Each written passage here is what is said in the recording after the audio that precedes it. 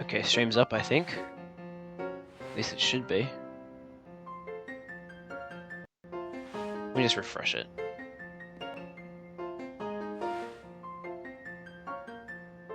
Ah, yes, cool. We're live now. Woo!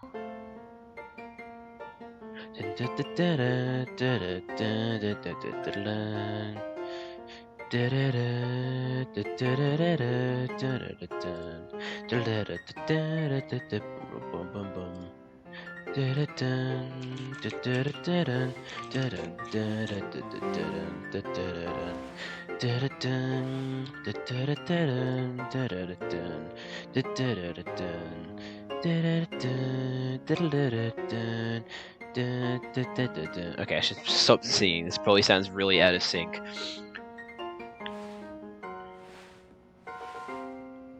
It's a good song though. Love it. Okay. It's been about 1:20 and no one's in yet. That's alright. Sometimes it just be like this. Oh, and then it magically updated to 2 viewers. What do you know? From 0 to 2 instantly. Love it. Society when I don't get enough viewers within the first 1.5 minutes. I'm kidding. Okay. I should really get started. So, g'day guys, my name's 3J21 and welcome to the final stream of my Pokemon Violet Nuzlocke. Once again, if you are watching this on YouTube, these are being streamed live from Twitch. When I do stream, I stream on Monday at 8 AM Australian Eastern Daylight Time. Obviously, you know, you can use Google or maybe in a tweet I'll notify you in a different time, but usually I just give my own time. But yeah, as to the people who are watching on Twitch, welcome to the stream. This is going to be the finale of our Nuzlocke. I'm really excited for this, because we only have the, very end game left to do. Now, there's a couple things I should run through first. The first thing is that back when we found out that Penny was the leader of Team Star, I forgot to bring up the bit of trivia that I wanted to talk about, that I brought up, I want to say in part 4 or part 3. I made an illusion after beating, it was either as I got to Atticus or after I beat Atticus, that there was a reason why everything in Team Star has their names, and I'd like to talk about that now. So, each of the Team Star bases have a name that's really weird, right? Like Team Rookbar, Team Navi, that kind of thing. Those, as I'm pretty sure I said in the stream, are named after stars in a constellation. And I remember that was all I said. I was waiting until later to tell you more about that. So the very interesting fact that I didn't bring up, because it was actually a spoiler, is that the constellation that those stars are in, each of the Team Star base names, they are all stars within the constellation of Cassiopeia. That is why Penny called herself Cassiopeia, because she was the constellation of Team Star, basically. She made Team Star, and so she called herself after the constellation, and all the Team Star bases took their names from stars within that constellation, which is really, really cool. I really like that. It's such a cool attention to detail that not many people are going to notice, but it's so cool nonetheless.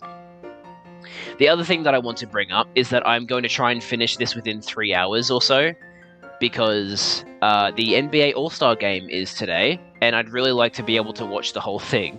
So even though I technically am able to stream 5 hours today, I'm hoping that I can finish the game within the next 3 hours, which I'm pretty sure I'll be able to do. I don't think it'll take 3 hours to do what we need to do, especially considering the level of our Pokemon. We're pretty much at endgame level now. So I think we'll be fine, but yeah, I'm hoping that I can finish this stream within 3 hours so that I can go and watch the NBA All-Star game. Oh, whoops! I meant to go to the entrance hall. There we go. Okay. Hey Charlie, welcome. Nice to have you here.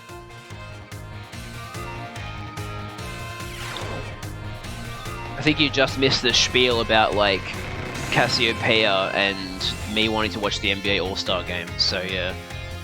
Or maybe you've been here the whole time, and you have just not been talking. That's all good. Okay, so, we're now heading into Area 0, which as you can see, the entrance is right there, so we're going to fly to Medali, and then go up the hill. So, yeah, exciting times. We're at the end game. It's really, really cool. Just got here when I said H. Okay, yeah, so basically I was saying that the reason... Huh? Oh, thanks. Also, sorry, hi Curb, welcome to the stream. Should have said that first. But secondly, yes, I could do Eastern time when it comes to, like, doing my, when it comes to doing my stream times, but I like using my own time. That's all. So yeah, Charlie, and I think Curb, you missed my little fun fact about, well, actually, I should probably just ask you, did you guys hear me talking about the Team Star stuff? Because I just talked about how cool some of the Team Star, naming stuff was. No? Okay, cool. Yeah, Lizzie was here for it. So, back in... I'm just going to say this again, just so they know. Because, yeah, both of them weren't here when I said it. So, back in, I want to say, Stream 3 or Stream 4, we fought Atticus. And it was either before or after we beat Atticus, I started talking about the Team Star base names and how each Team Star base's name is a star in a certain constellation, and that was all I said. And the reason I kept that, the reason I like spoiler tagged myself there and stopped talking is because the constellation that those stars are in is called Cassiopeia. That's why Penny calls herself Cassiopeia, because it's the constellation that all the Team Star based names come from. And I really love that detail. It's so... they didn't need to do that, but they did, and I think that's so cool. It's just... oh, I love that. Anyway, it is pretty neat. I love it. And here we are. This is the gate that leads into Area 0. So let's go. Hey! Over here! Hey, Arvin. What's up? Oh, that's right. I just forgot that this is going to be, like, frame drop central here. This is a very laggy part of the game. This is the Zero Gate.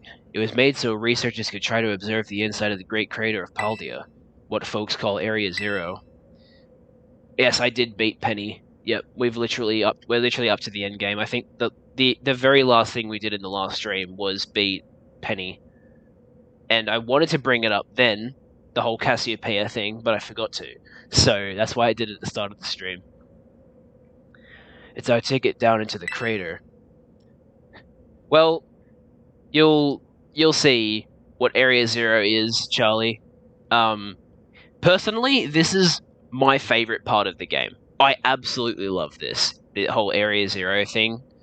Like, this is probably one of my favorite end games of any Pokemon game. It's so fucking cool. And you'll see why when we get down there. This part of the game has the best music. Yeah, I'd say so too. I won't say much about the music until we actually hear it. But yeah, music's pretty damn good.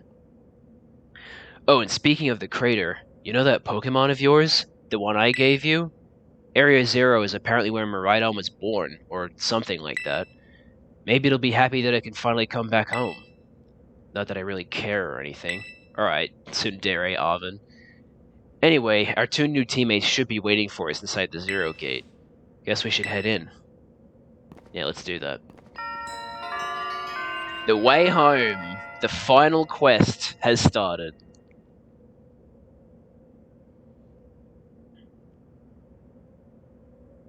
Yeah, this whole end game is just so hype. I love it.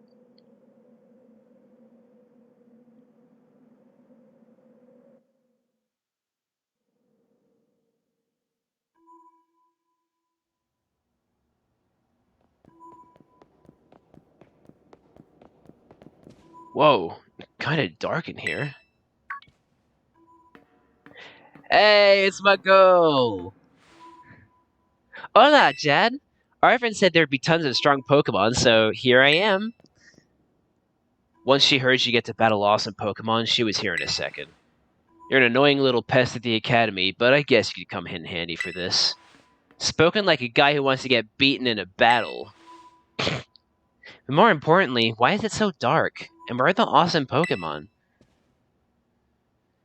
Yeah, it is weird that the lights are off. The last time I was here, the electricity was up and running, but now...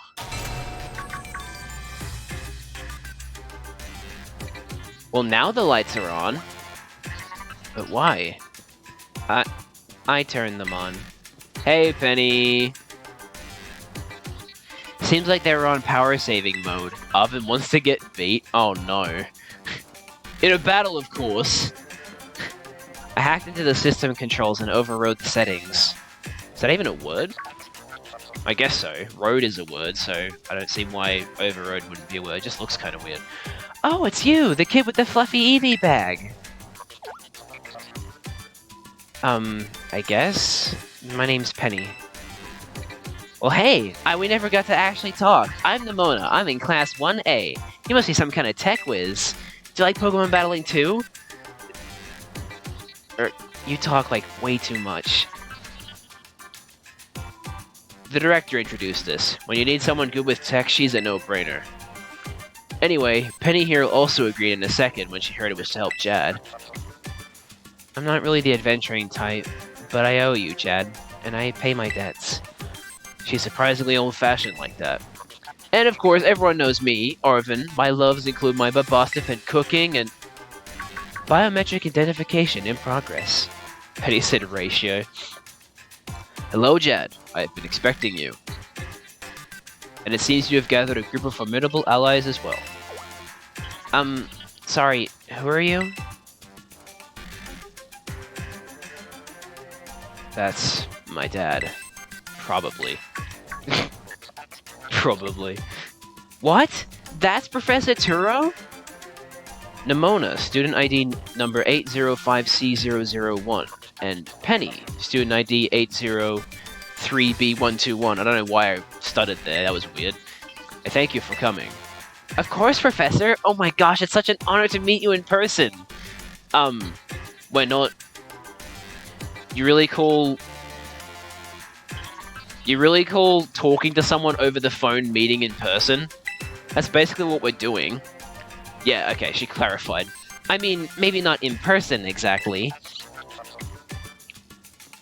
Arvin, did you, tell your dad about us? When would I have done that? To begin with, I'd like to ask you all to make your way down into the Great Crater of Paldea. You can reach the lower chamber using the elevator you can see to your right.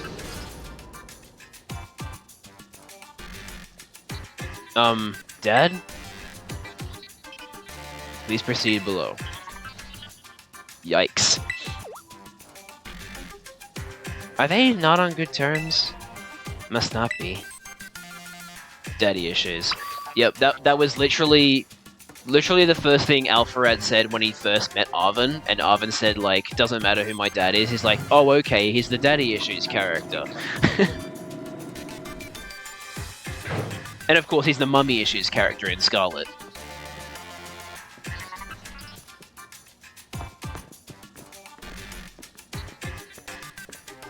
Biometric identification in progress.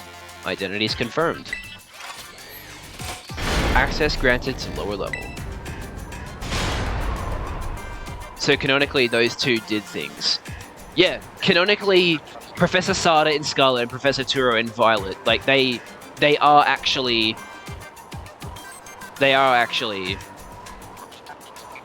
Oh, there's a lot going on in chat. Hold on.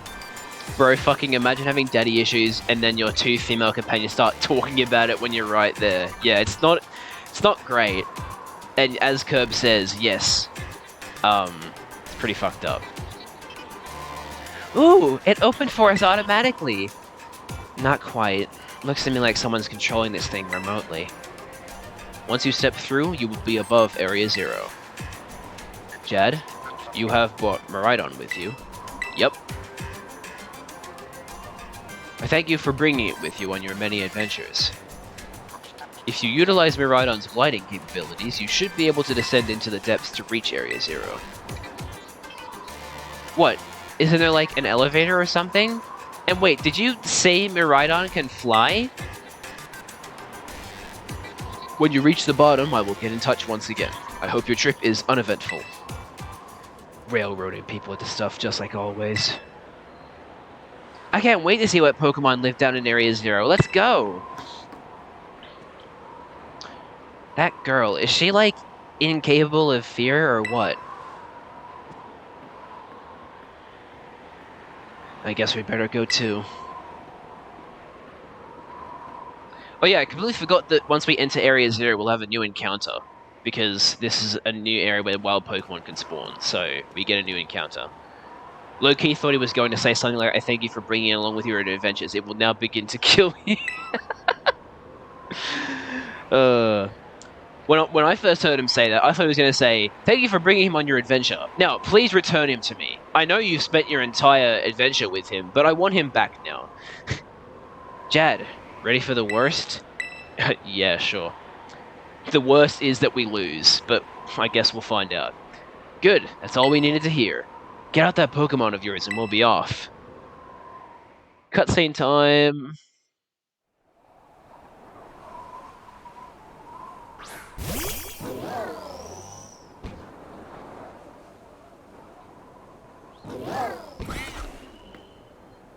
What's the matter with it? Scared of heights. That's what I'd say.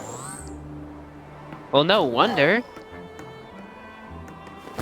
We don't need to be scared if we go together.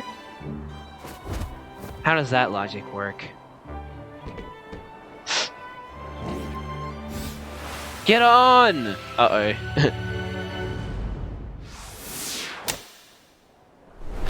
Ah! Also, Arvin's arm must be hella fucking strong if he was able to hold us with one hand for that long. It's like fucking hell. That is something. Alright, here we go. It's officially starting. We're now in Area 0. Why not just use like any other flying Pokemon? Yeah, well, who knows? Alright, Charlie. Oh, here comes the music.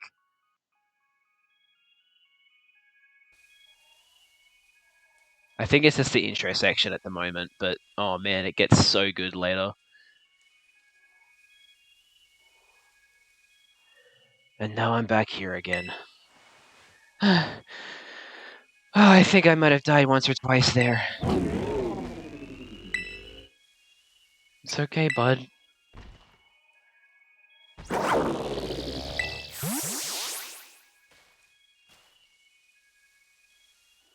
It chose to go back into its ball? It's probably just hungry or something. Bro said yes. Wait a second. Where's the student council girl? What?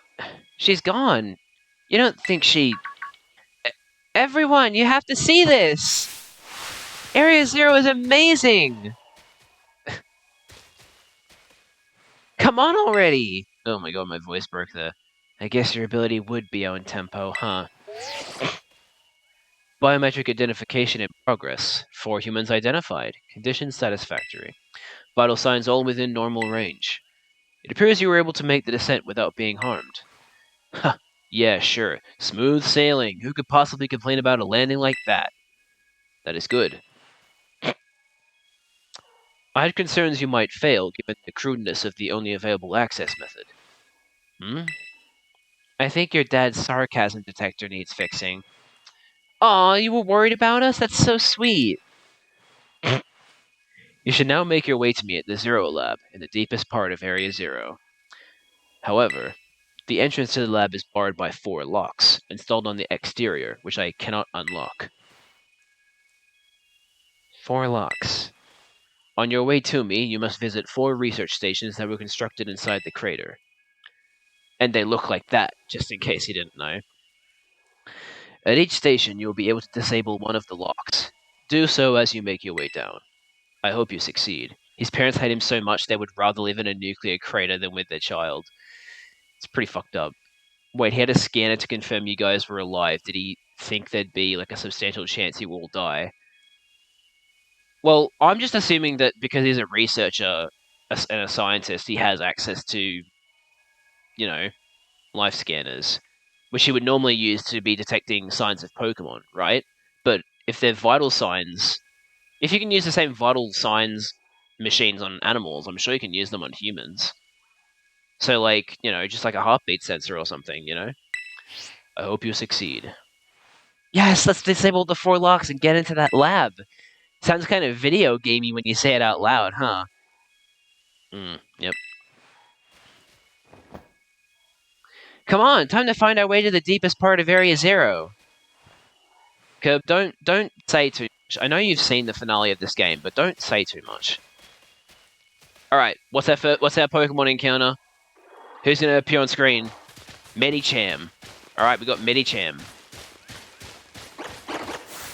No, wait!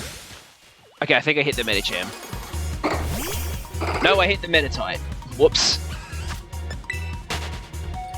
Come on, give me the Medicham. Don't despawn, please.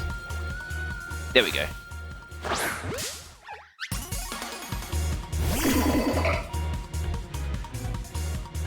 Okay, honestly, let's just use a quick ball.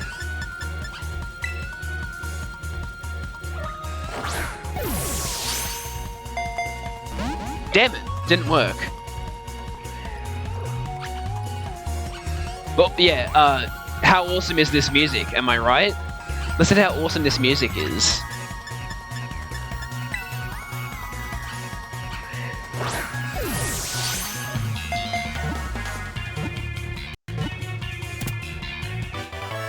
There we go. That's our final encounter. This is our last new Pokemon.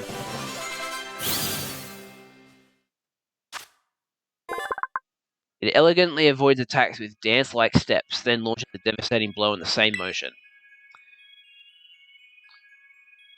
Gungaga. I still need to play Crisis Core. I haven't done that yet. I've got so many games in my single-player backlog. Okay, what are we calling our Medicham, chat?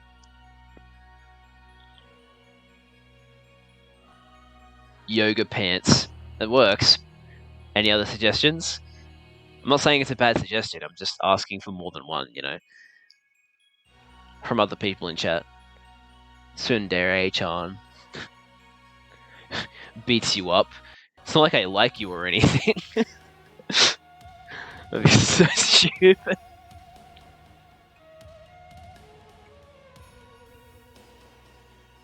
You got any suggestions for us, Curb? Oh, Jill Biden. Alright, we'll go with yoga pants then. That works.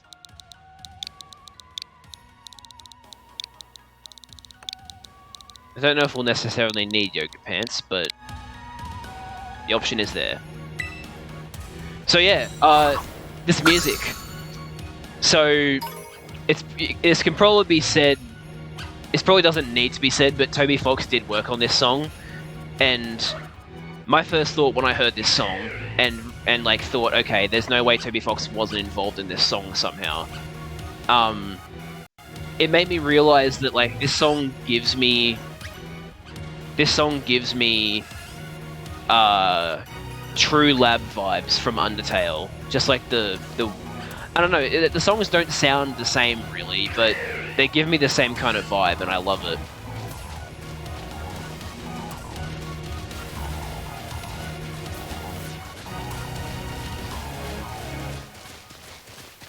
Oh wait, hang on. I just remembered a very, very important thing that I need to do.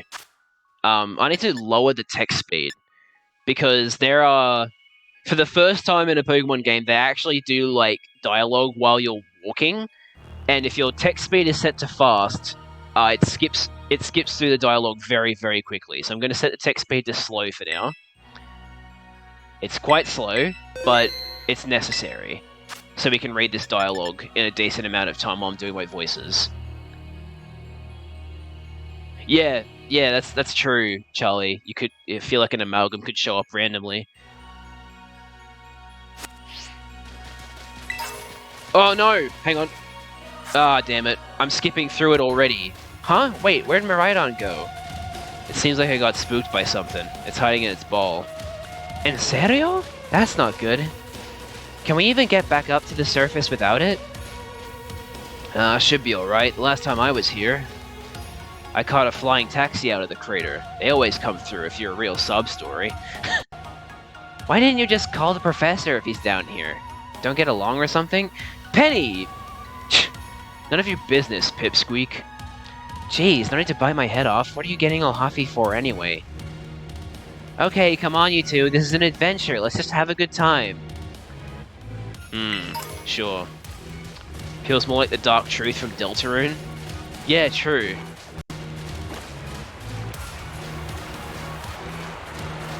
I'm sorry for skipping the first, like, 2 speech boxes of dialogue. I didn't realize that pressing A would actually skip through the dialogue. I was just trying to, like, pick stuff up. But I guess I can't do that.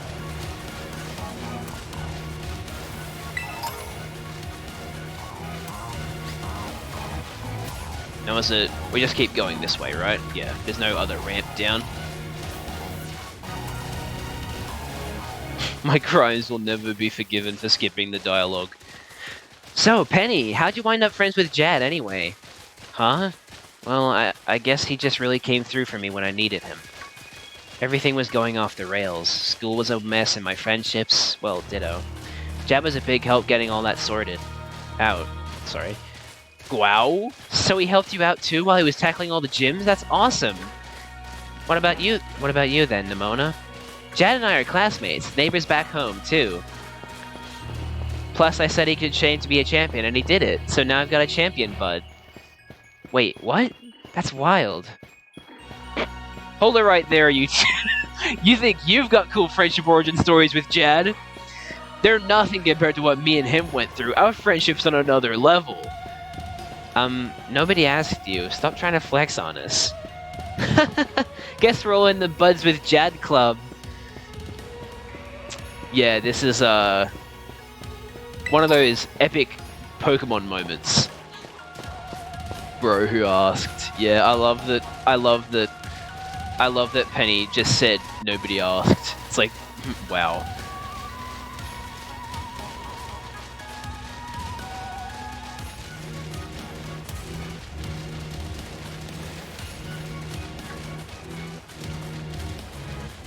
So what's everybody's thoughts on Area Zero so far? It's pretty cool, huh? Oh, I bet that's what we're looking for. Yep. If the non... wait, what's the term I'm thinking of? It doesn't matter. The picture. That must be one of the buildings the professor was talking about.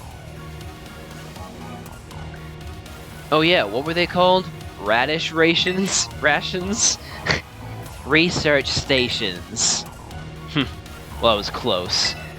He's too food-minded. Wow, you have such a great memory, Penny! Hey, Duo. Nice to have you here in the mainstream, too. Radish station. What's great is my common sense compared to you lot, apparently. Shreen. Yeah, what the heck is that? That's a Pokemon La Primera uses. I didn't know that species could be found in the Great Crater. Oh, don't worry, Charlie. It gets cooler. Don't worry. Come on, Jad. Let's take it on together. Glimmer. Oh, I get why it's called Glimora now. It says Glimmer, and it glimmers. Oh my god, I can't believe it!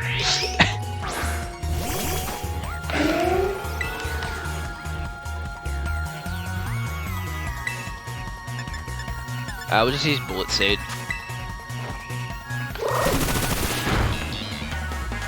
Oh, I forgot that it has high physical defense. Oh, and Toxic Debris. This battle's gonna take too long now. I'm gonna activate Toxic Debris every single time I hit it. Oh, it's so annoying.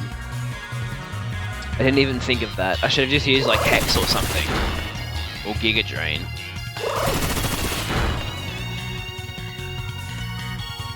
Alright, Lycanroc. Drill Run. Nice. Oh, speaking of emojis, there's some new emojis that you guys can use in chat. I think 2 of them got approved. I think it was like Sora Smile and my logo. So yeah, you can use those in chat if you want. Are there going to be a lot more of these rare Pokemon down here, you think? There you go, Curb's using them. Oh, now we're getting emote spam. Are there going to be a lot more of this rare Pokemon down here, you think? You think that was something? Please, you've got no idea how terrifying Area Zero really is. Wow, patronizing much? He's speaking facts, though. Easy, you two, let's just head inside the research station.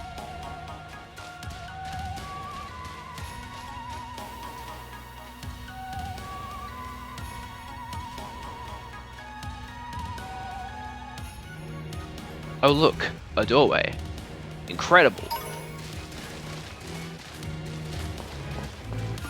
When the Area Zero doesn't instantly blow off your legs with landmines.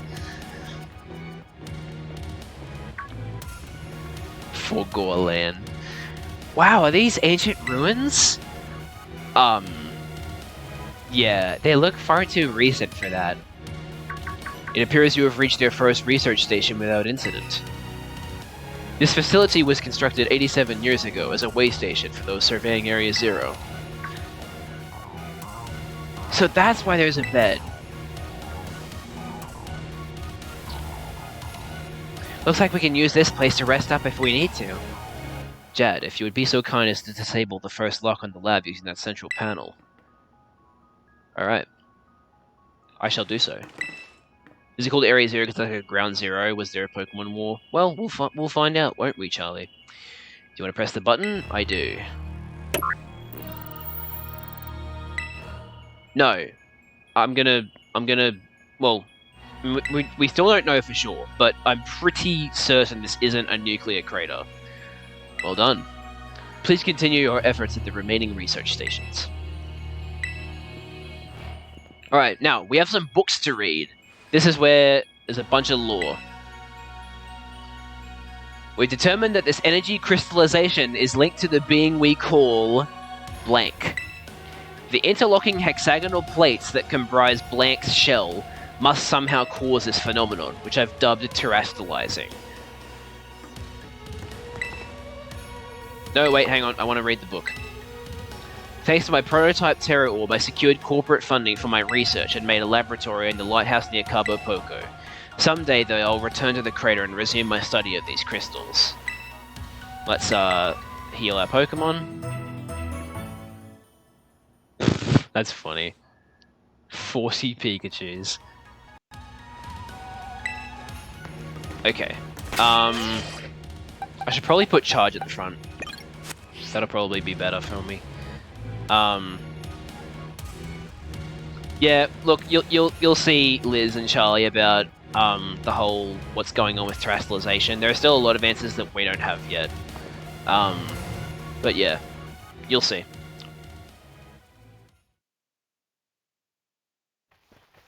Whoa, have a flock of braviary. Jeez. I almost never saw my dad in my whole life. Oh, is it time for the backstory reveal? Penny! Shh! He was always busy with work. Hardly ever came home. I cooked for myself, cleaned for myself. But Bostov was the only one I had to talk to. So yeah, I don't really know him at all. Even if he is my dad. I try not to think too much about it. Try to just be proud that he was this famous genius. But the truth is, I would have rather just had a dad who was there, even if he wasn't anything great. I haven't seen him for ages now, unless you count him seeing him in the news or whatever. Used to at least get emails sometimes. Ah, no! You interrupted my dialogue!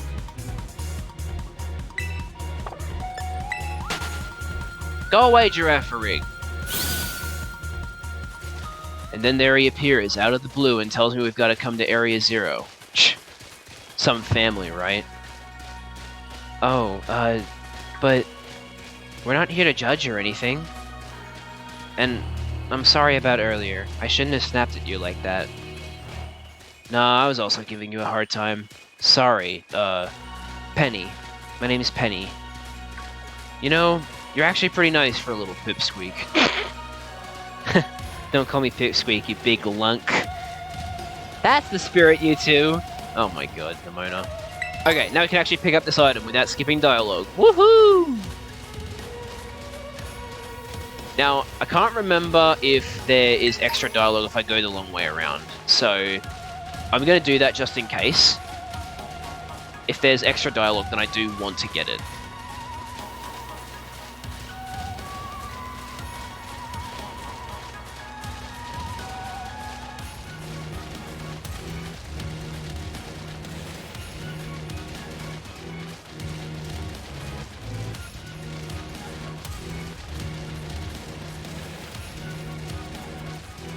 Okay, I'm starting to think there isn't any extra dialogue.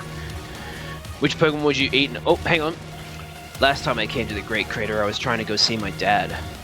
I got about this far, then I got attacked by some kind of creature I'd never seen before. Really? What kind of Pokemon was it? It wasn't even like a Pokemon. More like this crazy, weird, metallic machine thing.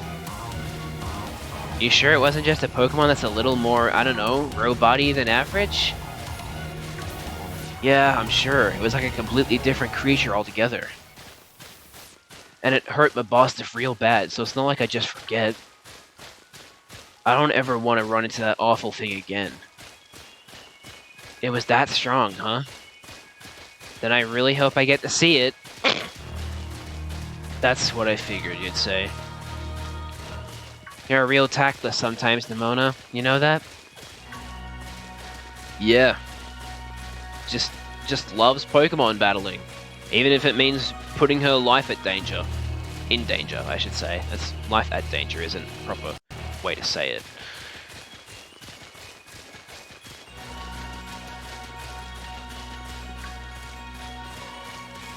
Alright. I won't say anything, Charlie. I'll just let the game do its thing. The second research station. About time, too. Answer the question. What Pokemon would I eat in a survival scenario? Something fruity, I guess. I don't know. Phew. Let's head in and take a breather. Liz, stop spoiling stuff. I thought you'd have a bit more stamina, student council girl. Whew, I'm just full of surprises. That wasn't a compliment, you know. I have to kill it with my bare hands. Oh, here it is. Hey look, a Delibird! It's good to see some nice familiar Pokemon down here too.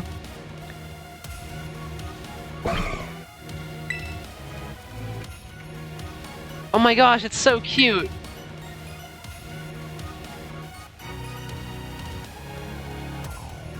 Yeah.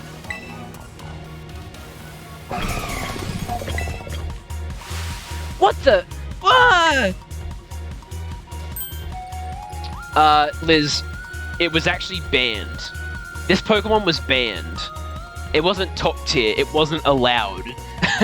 Although I guess technically Uber is top tier, so I guess you could say that, but yes. Jad, it's battle time!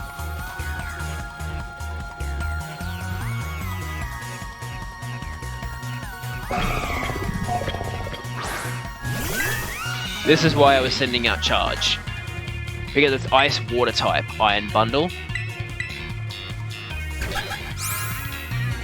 Oh my gosh, it's so cute, gets annihilated by Death Laser. There we go. Cool.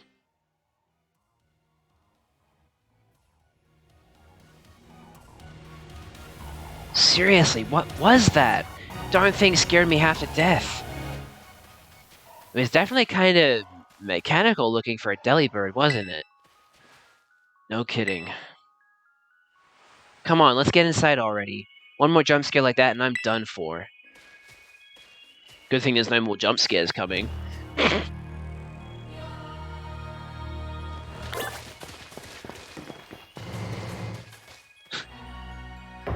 What happened?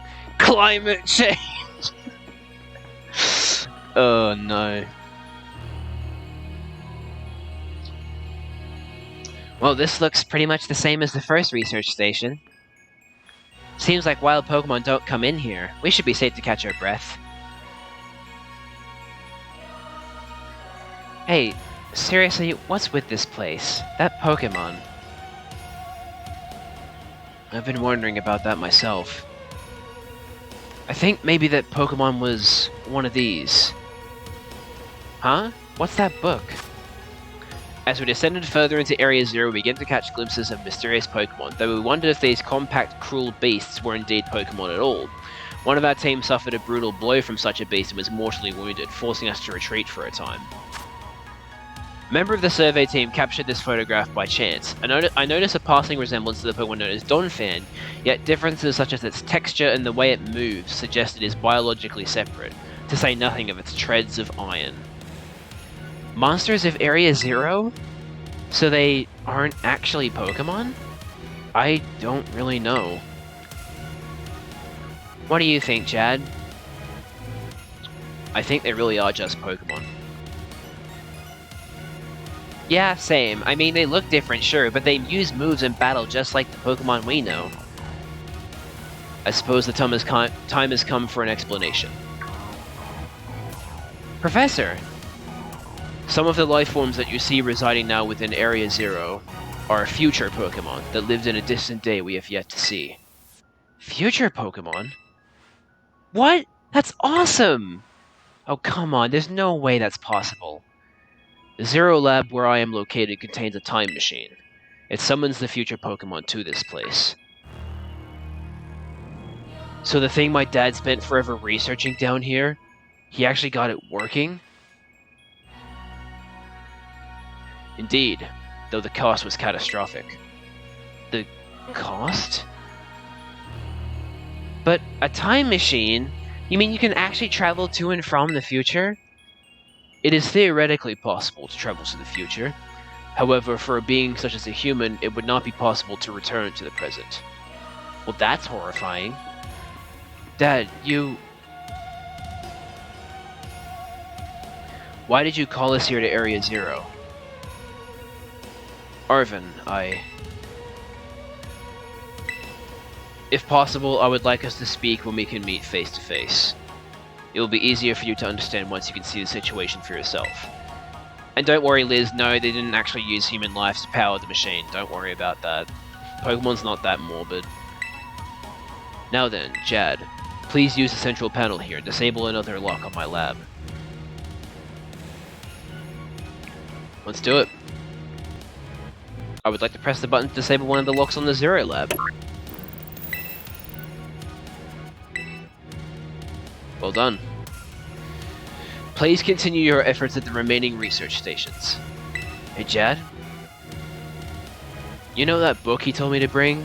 I think it's got something to do with this place. Or more like, everything to do with this place. Yeah, I guess so, but still, Pokemon wouldn't really dive into that, you know? My point wasn't necessarily that something that doesn't happen, it's just more so like, you know, Pokemon wouldn't do that. But I'm not the one he expects to fix whatever all this is. You are. I think you should be the one to carry it. We got the Violet book! Woo! A record of the expedition that the author Heath went on within the Great Crater of Paldea. The book has the name Turo written on it in clumsy handwriting. Take care of it for me, okay, Jad? No worries, but first, let me read these books for some lore. At last, I can resume work on the Terra project. I'll move my research to the Zero Lab this month. My team will be smaller, but no matter. The strong influence of the crystals makes our experiments much more unstable. The crystals' power is tremendous. Their unstable output made our corporate backers fret, but if we can harness this energy, it will open up research possibilities we'd only dreamed of. At last, paradise will be ours to create. Also, I feel that I need to do that for the next Pokemon. Or actually... What would be safer? I'm trying to think. Actually, yeah, it would be safer to just do... Oh, but...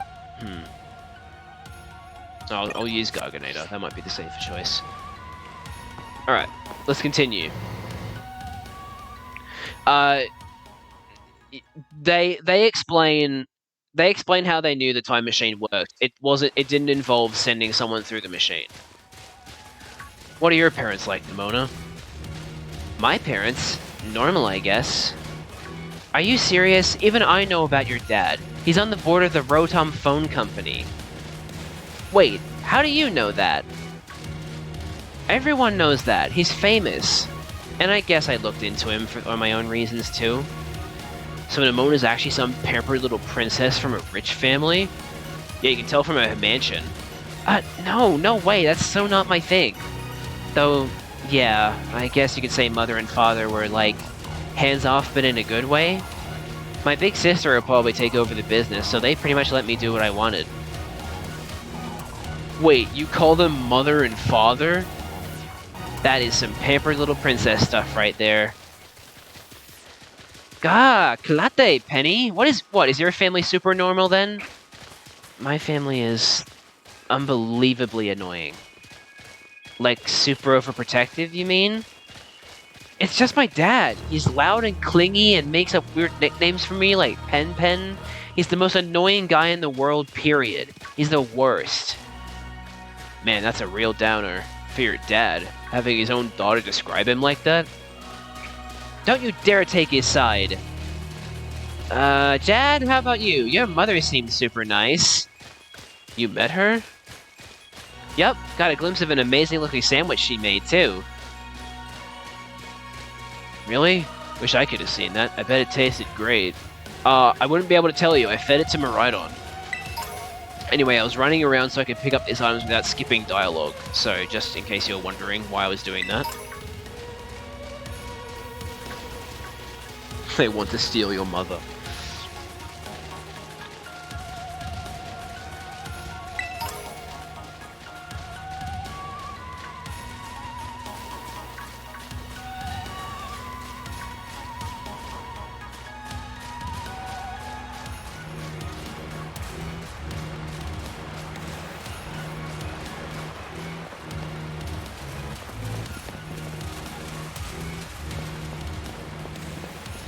Now, I'm pretty sure I can go either way here, but I'll go this way. A mild mint.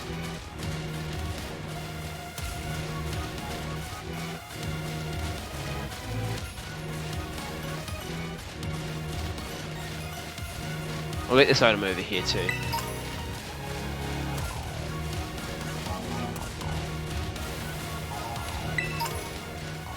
Cool.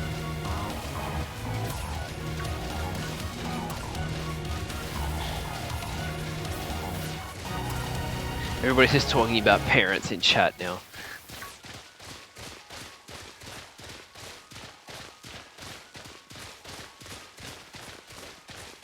Alright, there's the next research station.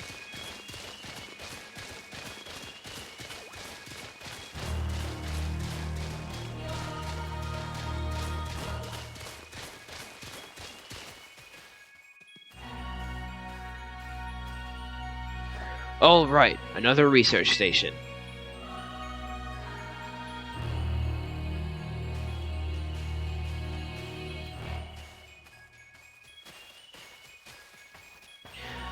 Nice, we get to chill for a minute. Something's gonna jump out at us again, 100% guaranteed. Oh, Penny, such a worrywart. Huh? You were saying? See? See? Wait a sec, this is just like that Titan Pokemon we saw. So it was a future Pokemon all along. Whoa, you've battled one of these before, Arvin? It looks seriously strong. Yeah, well, Jed and I are old pros when it comes to Titans. Leave this to us.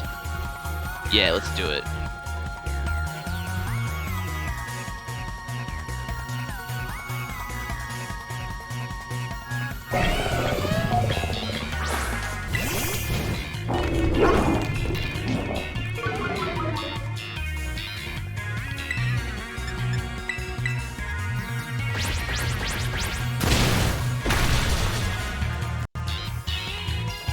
Ooh, fire up, and we must have missed Fire Fang. Well. What the? We both missed? Come on! What are the chances of that? Oh. Have a long message in chat.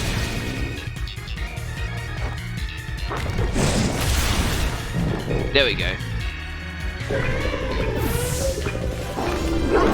That was close. Garganator almost died. See that? Victory's ours. Maybe the one we saw when we were searching out the Herba Mystica came from down here. You two got to meet one of those Pokemon before our creator get-together? Jealous?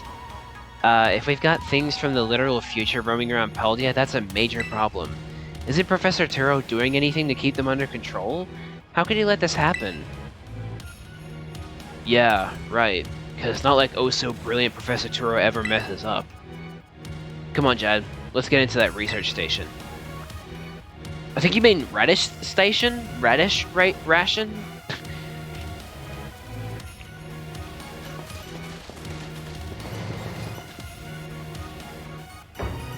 Reddit Station. Oh no. And made it to station number 3. How are we doing after all that walking and battling and whatnot? Anyone need a rest? You feeling rough, Penny? Oh, no, it's not that. I've just been thinking ever since the professor mentioned that time machine. The Pokemon here in Area 0 came to our time from the future, right? So what about Miraidon? Isn't it pretty likely that it's also one of those future Pokemon? You're right. Huh. I think you're onto something. It is kind of giving off future vibes. Even its name sounds future-y. And you know why it sounds future-y? Because Mirai in Japanese means future. So, yeah. Wait a sec, I totally forgot. Hey Arvin! You had Miraidon's ball, and you told us about its forms in the first place. You must know something about it, right? Ugh, you still remember that from way back? No wonder you're everybody's little star pupil. Guess I've got no choice then, but to tell you what I know. That Pokemon, Miraidon that is, it was found by my dad when he was working on his time machine. I believe it would be best for me to take over the explanations at this point. Professor! Miraidon, which I entrusted to Jad, was the first Pokemon that was successfully retrieved from the future by the time machine. Seriously?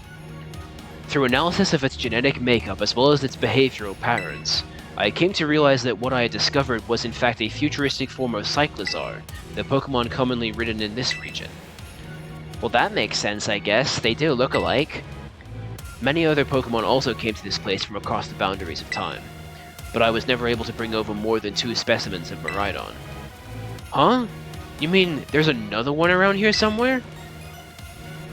What if they're family? The other one could still be somewhere in Area 0, waiting to finally be reunited with our Miraidon.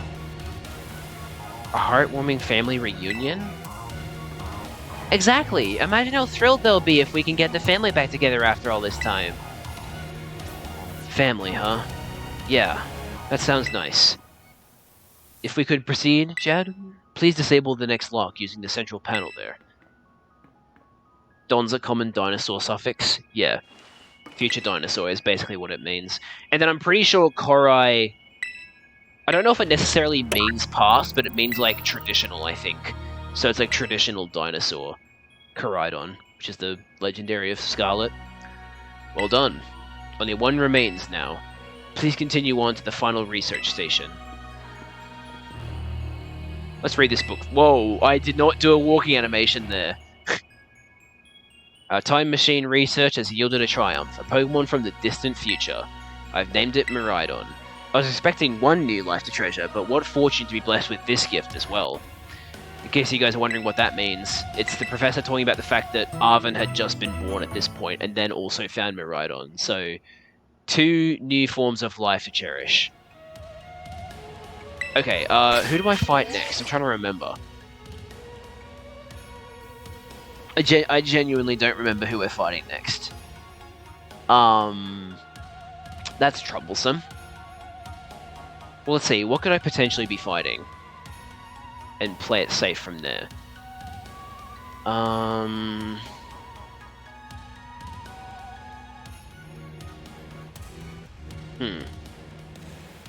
Your phone's overheating? That's not good. I feel like the safest play is probably Charge. But at the same time, one of them is rock types. I feel like Iron Hands is third. I think it goes like there's like a Pokemon that we fight, and then it goes Iron Treads, and then Iron Hands. So I'm trying to remember. I'm trying to think of like the order that it goes in. You know, I'll just look it up. I will just look it up. That would be a lot easier than just trying to guess, and I can actually be sure about it. So let's do that real quick. We will look up what the Pokemon of the week this week is Electros. Just because of the fact that it has Levitate and it's an electric type, and Terastallizing makes its electric attacks even better. Let's see. Story arcs, The Way Home.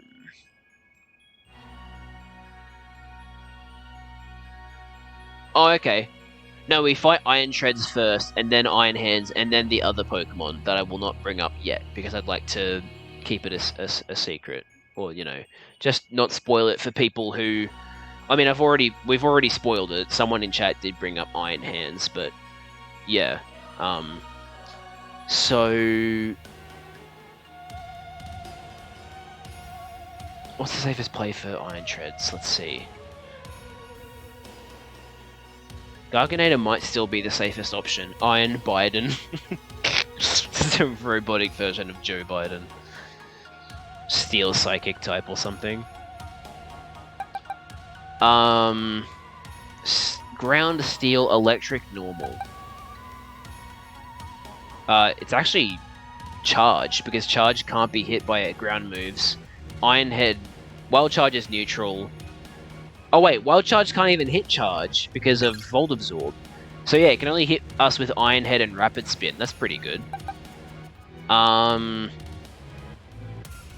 Wild Charge in close combat, so...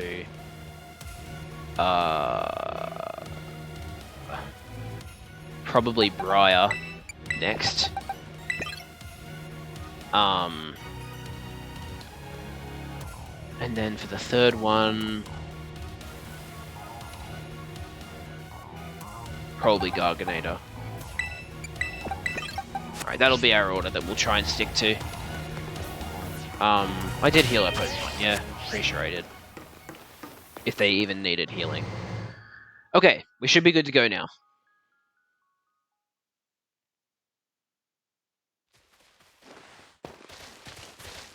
So Miraidon's a future Pokemon. No wonder no one's seen it before. Jad, you've got to let me battle Miraidon right now. It still won't come out of its Pokeball. Oh, right. That was the first I'd heard of it coming from the future myself. It was just some weird Pokemon my dad brought home all of a sudden one day. Hey look, it's Garganator. We all lived together at the Lighthouse Lab for a little while. My dad made me promise to keep it a secret, and I had to take care of it for him too. So that's why you knew so much about it. Yeah, but then one day Miraidon just went nuts against some wild Pokemon. And a few of the folks living nearby ended up seeing it, so the secret was out. Once that happened, my dad took it and went back to Area Zero. I think I might have skipped some extra dialogue, but that's okay.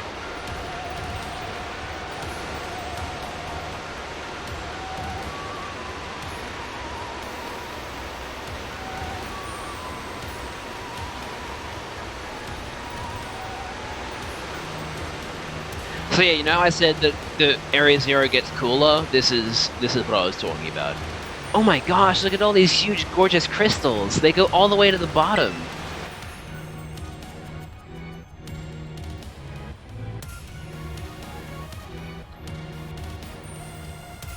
One slip and we can kiss our short lives goodbye.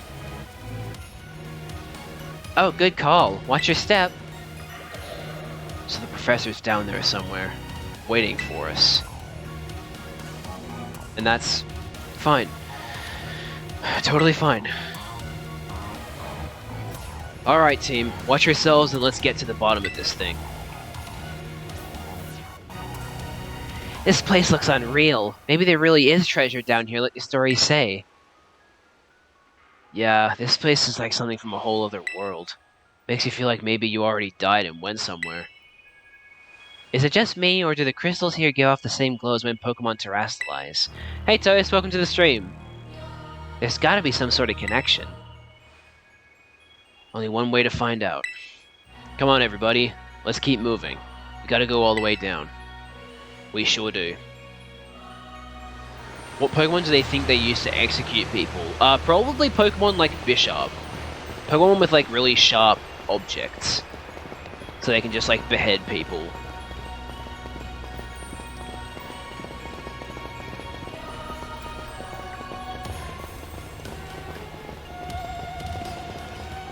What if we found a shiny? Thinking muck for lethal injection? That's certainly one way to go about it. So Miraidon came to our age through the time machine. Then it lived here a while with the professor, along with another one of its kind? That seems to be the story. So we brought it back home, kind of.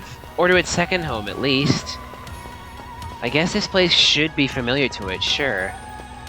Aw, that's great! A chance to unwind and bask in the familiarity. That doesn't exactly jibe with how it's been acting all spooked since we got here. It doesn't seem eager to come out of its ball anytime soon either. Really? I thought it was just scared because we were so high up. Huh? Who said it was scared of heights? You did.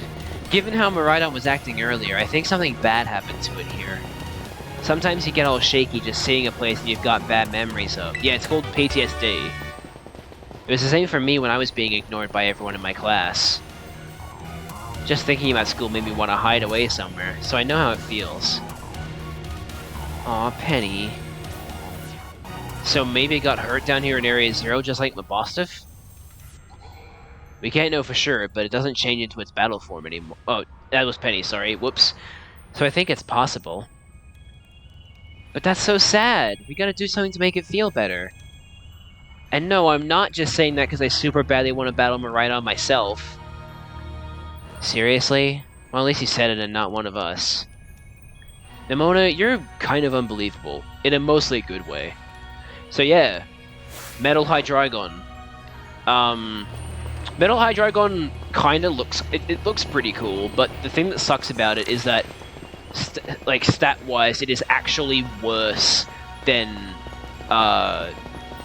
it's actually worse than real Hydreigon. It's, yeah. Because all the I guess it's okay to call them what they are. The Paradox Pokemon.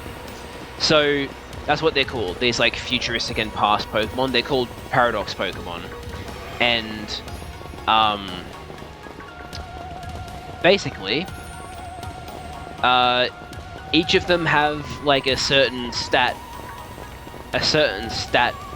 limit, and they're very similar to the Ultra Beasts in that regard, because most of them have the same stat total of 570, and then as you know, Hydreigon is a pseudo-legendary, so Hydreigon has a base stat total of 600, because it's a pseudo-legendary, but because the Metal Hydreigon is a Paradox Pokemon, and it has a worse base stat total than normal Hydreigon, so it kind of sucks.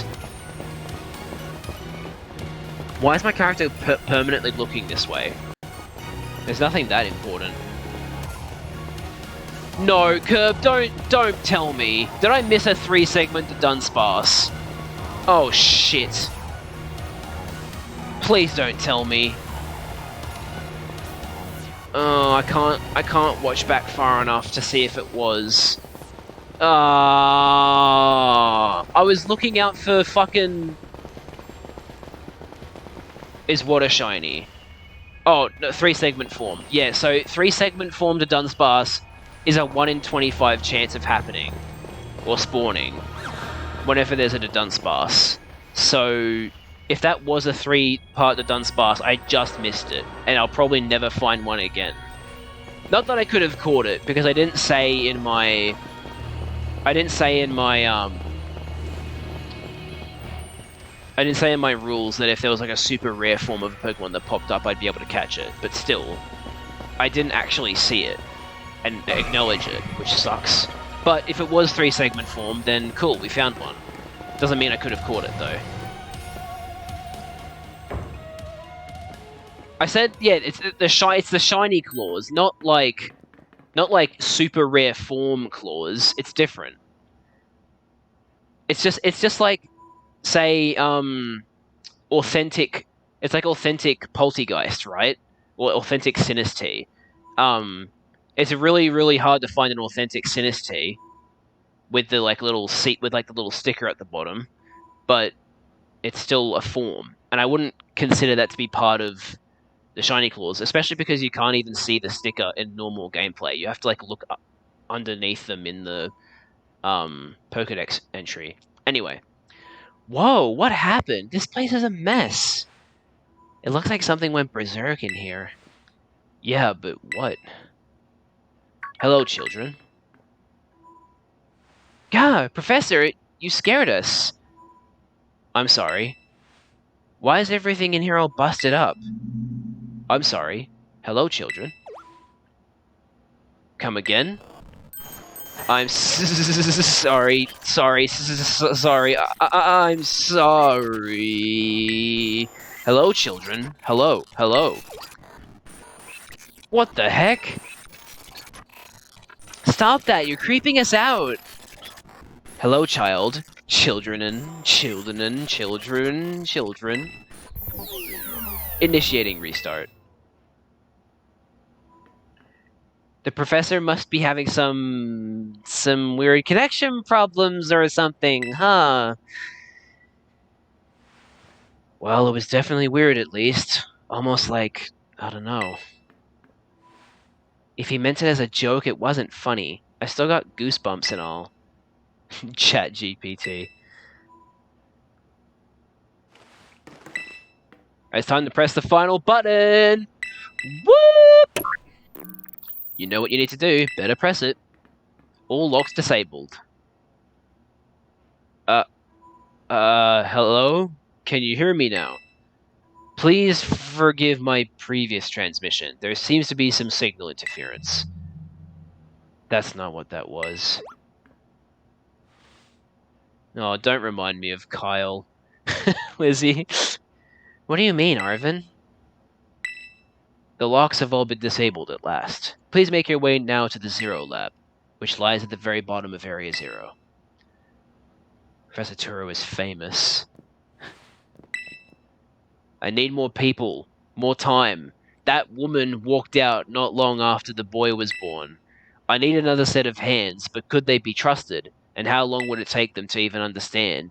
If only there were 2 of me.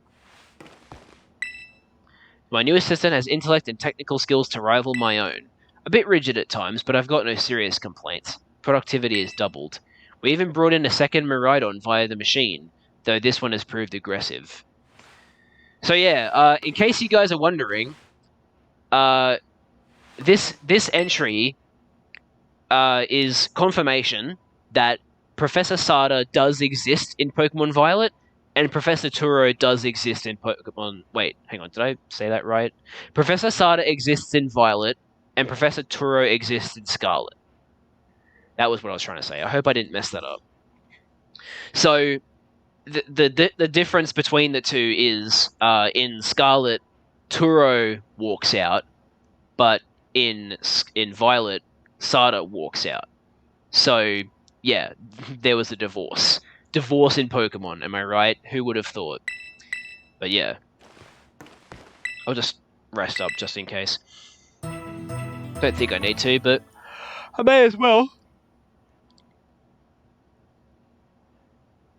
You charge and the rest of your party feel full of energy again. Oh, also, I just realized, I said that I was going to send out charge because of Iron Treads, but I just realized that because it's ground and steel type, we don't have any moves that can hit it very hard. Like, our special moves are electric and flying is not very effective, and electric can't hit it. So, not the best Pokemon to fight.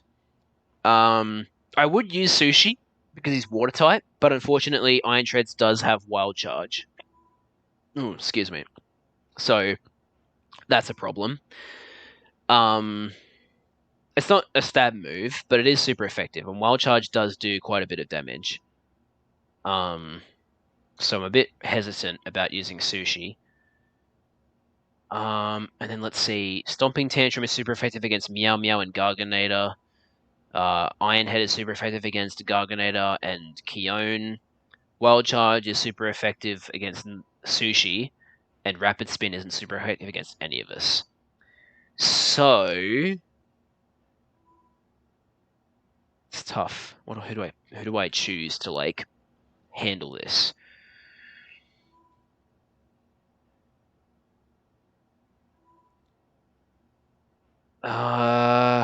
Let's see. Ironhead's regular, Stomping Tantrum's not very effective. Wild Charge is... Okay, let's just put Briar at the front. Briar can also handle the second one, Iron Hands, but third one we'll have to swap out for. Okay, here we go. Let's continue. There was definitely something off about the professor just now, right?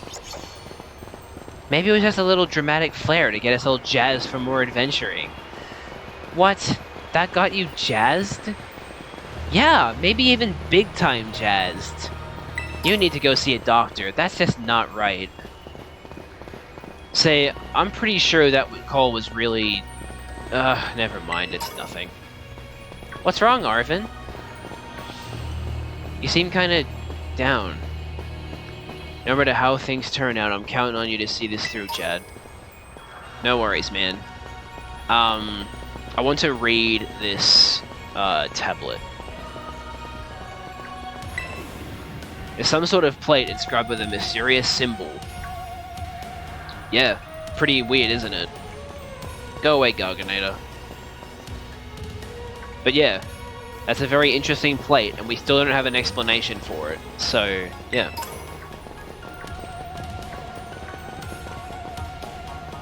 Yep. Oh well, I'm assuming that we're gonna find out about it in the DLC. There's plenty of things we're going to be finding out in the DLC, but yeah, it'll be cool. I'm looking forward to it. This year's the year for DLC, if Pokemon's patterns are anything to go by.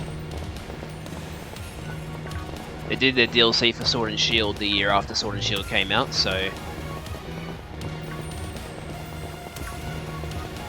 Ooh, that was close. Almost got encountered, got put into a battle.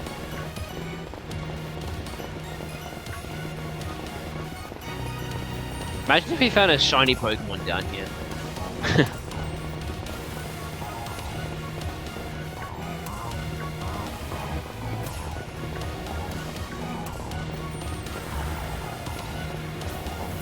I would have thought that shiny Pokemon would be more, would be easier to find down here. Just because of the whole crystal thing. Like, you could say like, oh, the crystals, exposure to the crystal's energy over time made more Pokemon shiny. That'd be cool. Hey, Shadow Ball. That's a 2-segment form.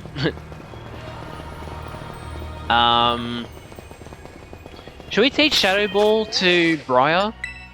Because like its special ghost move is Hex, which doesn't do much. Doesn't do much when there's no status effect. So, I think the in-universe explanation for shinies is just that they're like albinism. Is that the right term? Albinism? I think it's just meant to be like albino Pokemon, but they aren't white. You know, like they have different colors. That's all. Albinism. Oh yeah, because it's an albino. Or is it? No, wait, is it? I think so. I can't remember now. Because I think we might pronounce it differently in Australia. I can't remember. British English be like. Okay, where is Shadow Ball? Did I already go past it? No, there it is. We even have one to spare. Nice.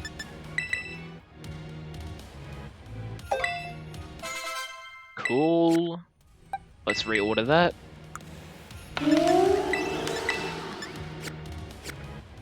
Okay. Let's just check our other TMs. Oh, so it is albino, but it's albinism. That's so weird, man. English is such a stupid language. Am I right? Are there any other moves that I would like to teach my Pokemon?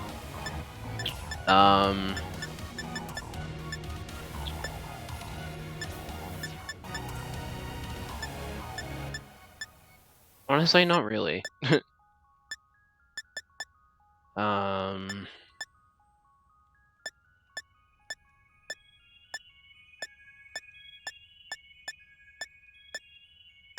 Yeah. Not really. That's okay, though. I'm sure we'll be okay. Because we're higher level than the Pokemon that we're fighting at the moment. So, hey, look, if we need to, we can battle against the wild Pokemon around here.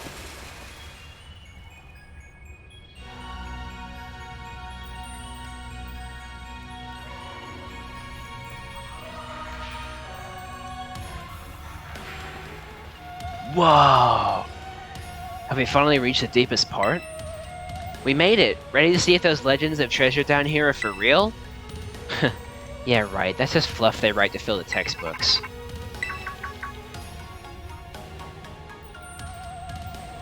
Hello, children. You've done well to make it here. The structure you see before you is the Zero Lab. That's where you are, right, Professor? But wait, why does it look like the whole place is being swallowed up by crystals? The crystals here in Area Zero possess a peculiar energy. This energy can alter the functions of living things and optimize the performance of machinery. It is the same energy that allows Pokémon to terrestrialize. So this entire building's been terrestrialized. Is that what you're saying? Don't be silly, Arvin. The professors implied something important about Terra Orbs just now. They're made from the crystals down here in Area Zero, aren't they? Indeed, though not many know it. Since you have disabled all 4 locks, the gate to the Zero Lab should now open for you. But once you open the gate, you will quickly be confronted with the dangerous Pokémon inside. They will likely make a break for freedom. That sounds like a problem. With the 4 of you working together, you should be able to best them. Prepare yourselves, well, then open the gate. Was that a shiny Gibble? I can't tell, I'm in a cutscene. You've got me and Jad here, it doesn't matter what we're up against, we'll be fine. Well, that puts all my worries to rest.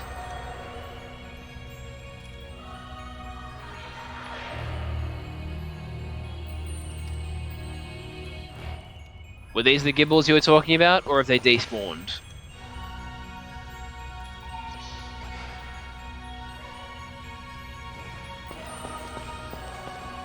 I don't think they're shiny, I think it's just the lighting that's making them look different colors.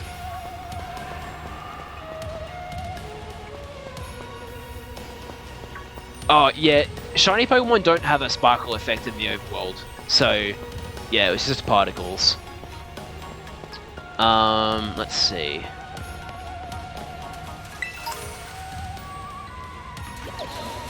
Just wondering if maybe we should train just a little bit.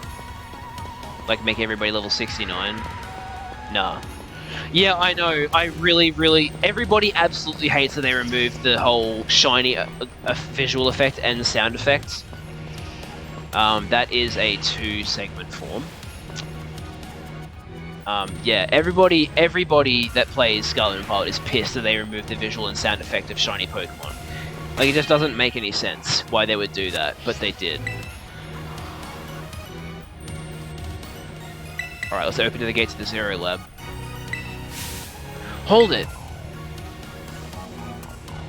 Phoenix, right? Huh?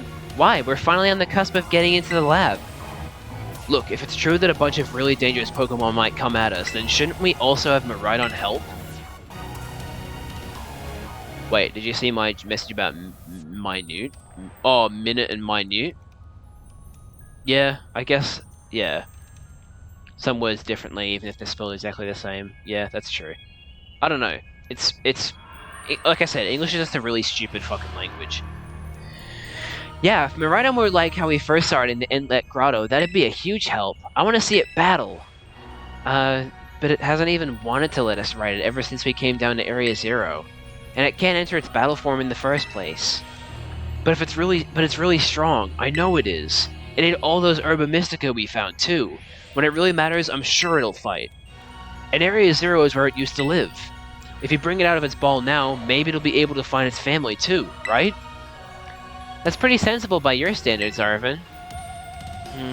I don't know. Go on, Jad, let Miraidon out. What happens if I... I'm not gonna say no.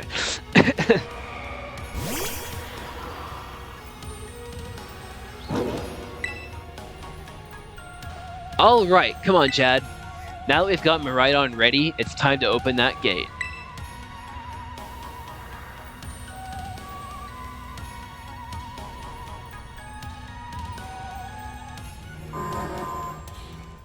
Cutscene time. Look at that low frame rate.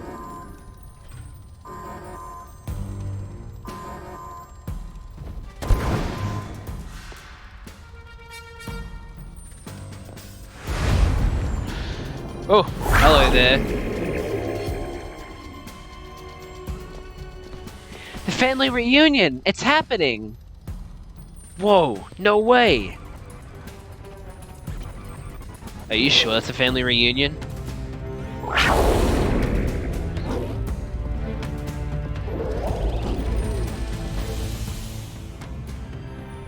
No, something's not right.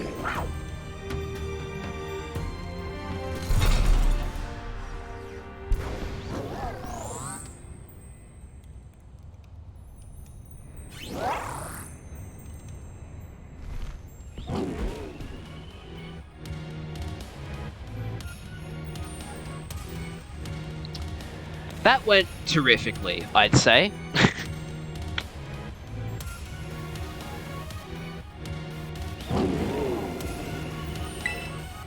Huh? What's wrong? Are you bummed that your heartwarming family reunion got cut off so quickly? Are you joking? There was nothing heartwarming about it. We were this close to getting caught up in a nasty brawl. Wait, for real? Just look at Miraidon. Poor thing's terrified. Guess that other one isn't exactly its pal. Yeah, that other Pokemon was giving off some real bad vibes. Pokemon should just get voice acting already. Yep. Yeah. It sucks, man. It sucks that they can't be bothered to do voice acting. Especially because in spin-off games like, Pokemon Masters, they literally have voice acting for every single character. It's like, bruh, come on. Just, like, get them to record some extra lines and send them over to Game Freak. Like, jeez. Not that you should worry a thing about any of that. Once he would get you back into your battle form, I'm sure you'll be going toe-to-toe against that jerk. If, you know, if you want to. Kyus? Kyus? I'm kidding. Sorry, guess that doesn't really help, huh? Do you think that other Miraidon was one of the dangerous Pokemon the Professor warned us to watch out for? But didn't the Professor say that dangerous Pokemon would come out from inside? You mean from inside the gate we just... Yeah... About that. What the...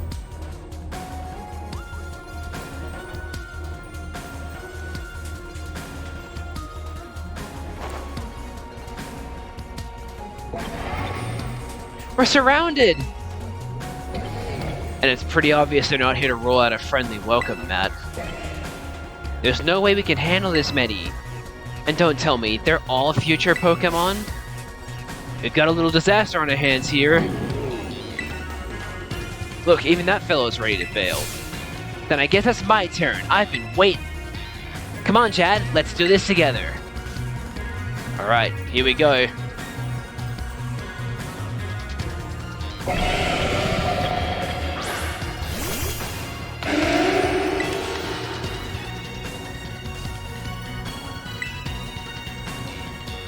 Okay, so it's probably faster than me and it has lower special defense, so I'll use Giga Drain.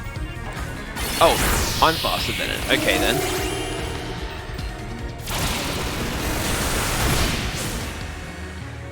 Attack, yep, attack like it. Oh, nice. Thank you.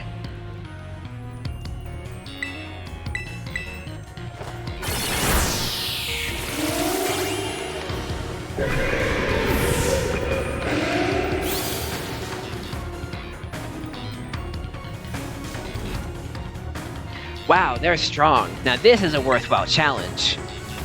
I'm glad you're on our side, but you're still really annoying when you say stuff like that. Oh no! They're coming in. Yeah, why are they coming at me? Chad, help me out here. Don't worry, I will.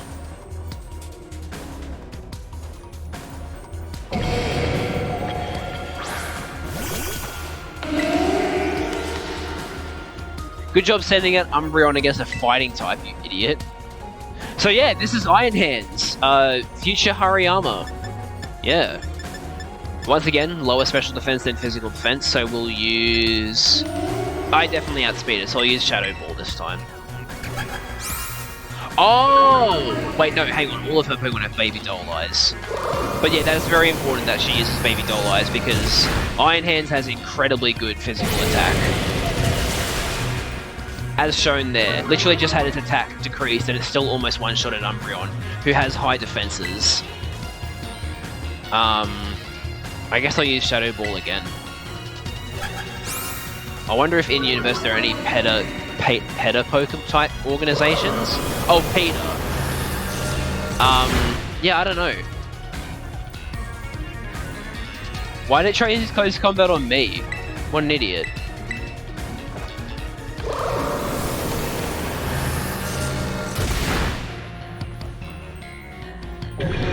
Well, Team Plasma used the whole... like... They were like, hey, treat Pokemon better. And then they were like, also fucking...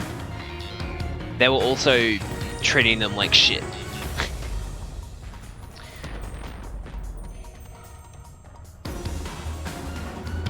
I thought Neo Team Plasma was the evil team. The one that wears black. Wasn't it old Team Plasma that wasn't fighting because they learned their ways? Oh well, I can't remember. It's been a long time since I played Black 2. I could have swore that the evil team... Hang on, I need to look this up. Because Neo means new. So I would have thought that Neo Team Plasma was the evil guys. Whereas...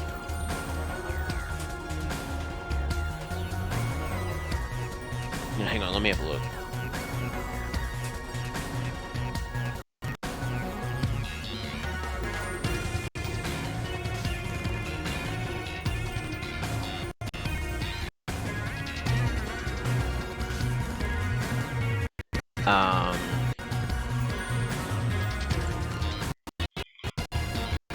They don't mention Neo Team Plasma here at all. What the hell?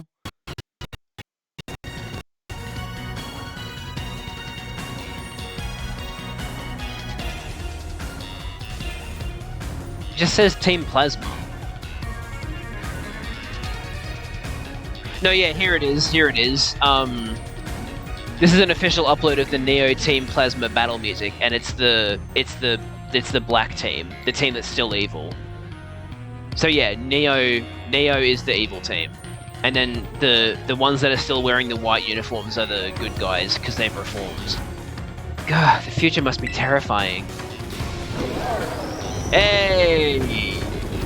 Go Miraidon. Oh no, they're running away! Yeah, and? If those Pokemon get out, we're gonna have a gigantic mess on our hands. We gotta go after him, Penny. Why me? Wait. God, hold on to Mona. And why do I get the feeling you're enjoying all this? Because she is. Oh, the two of them can handle their part. But at least the crowd's been thinned out now. Guess it's up to us to deal with what's left. Let's go for this strong-looking one first.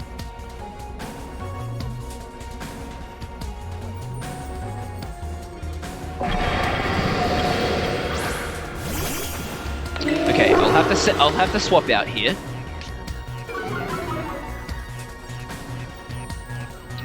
Oh boy, that's a tough question for me to answer right here and now. Just let me finish this battle first. Probably safe to swap into Garganeta because he has high defenses and also can't be hit by, or like, Air Slash doesn't do that much to him. Sorry.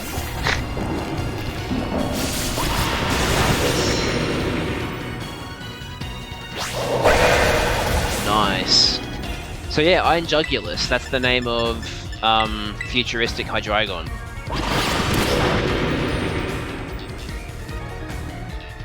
Oh no! Play rough missed.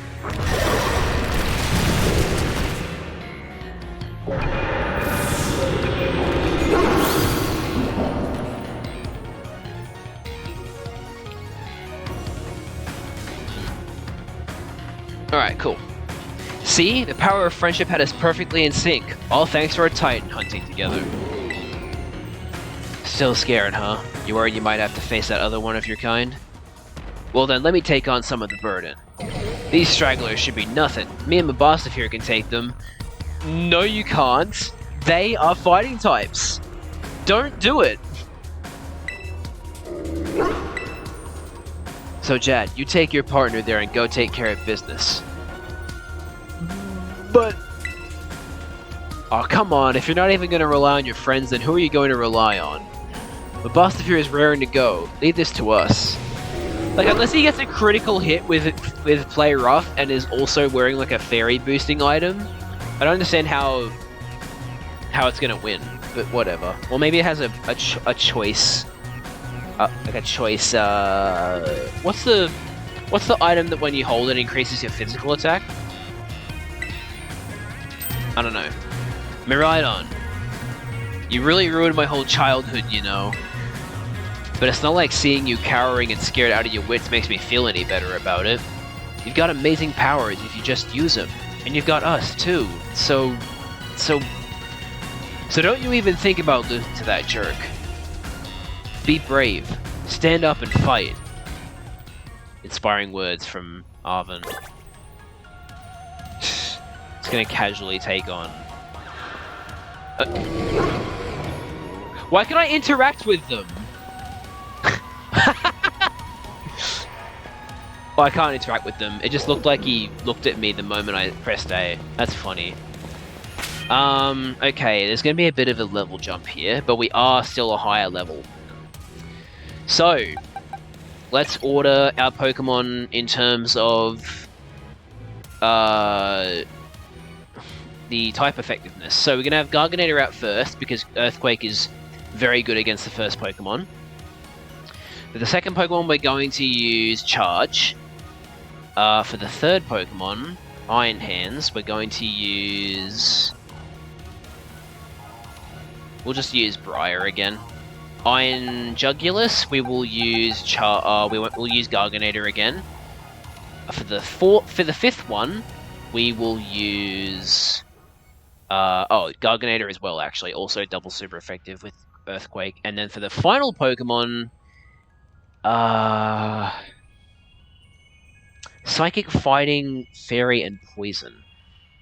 So Poison, Fairy, Fighting, Psychic.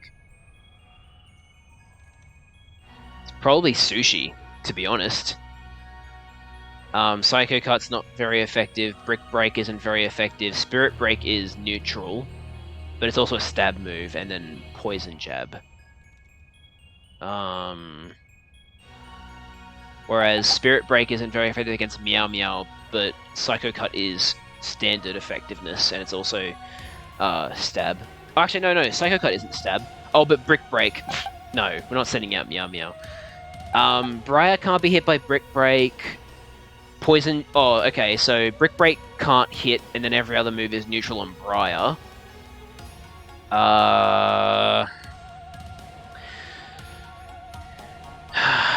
It's tough, because it's like... Honestly, I might have to be risky and use Charge, because Charge is super effective and also uses moves that are... uses special moves, and this Pokemon's final defense, its worst defense is special defense.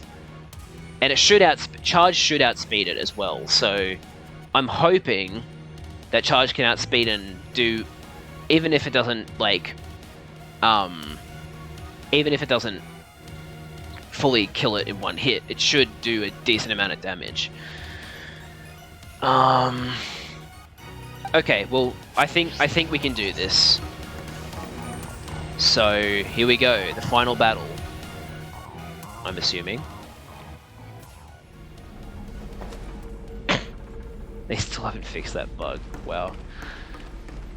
Okay. Here we go.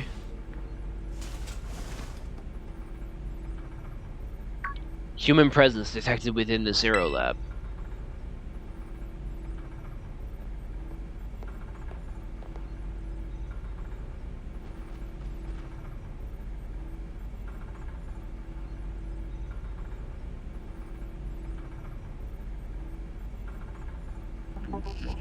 Deactivating sleep mode.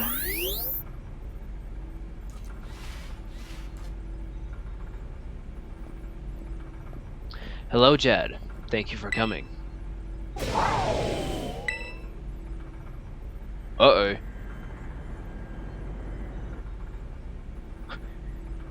No. Back to your ball.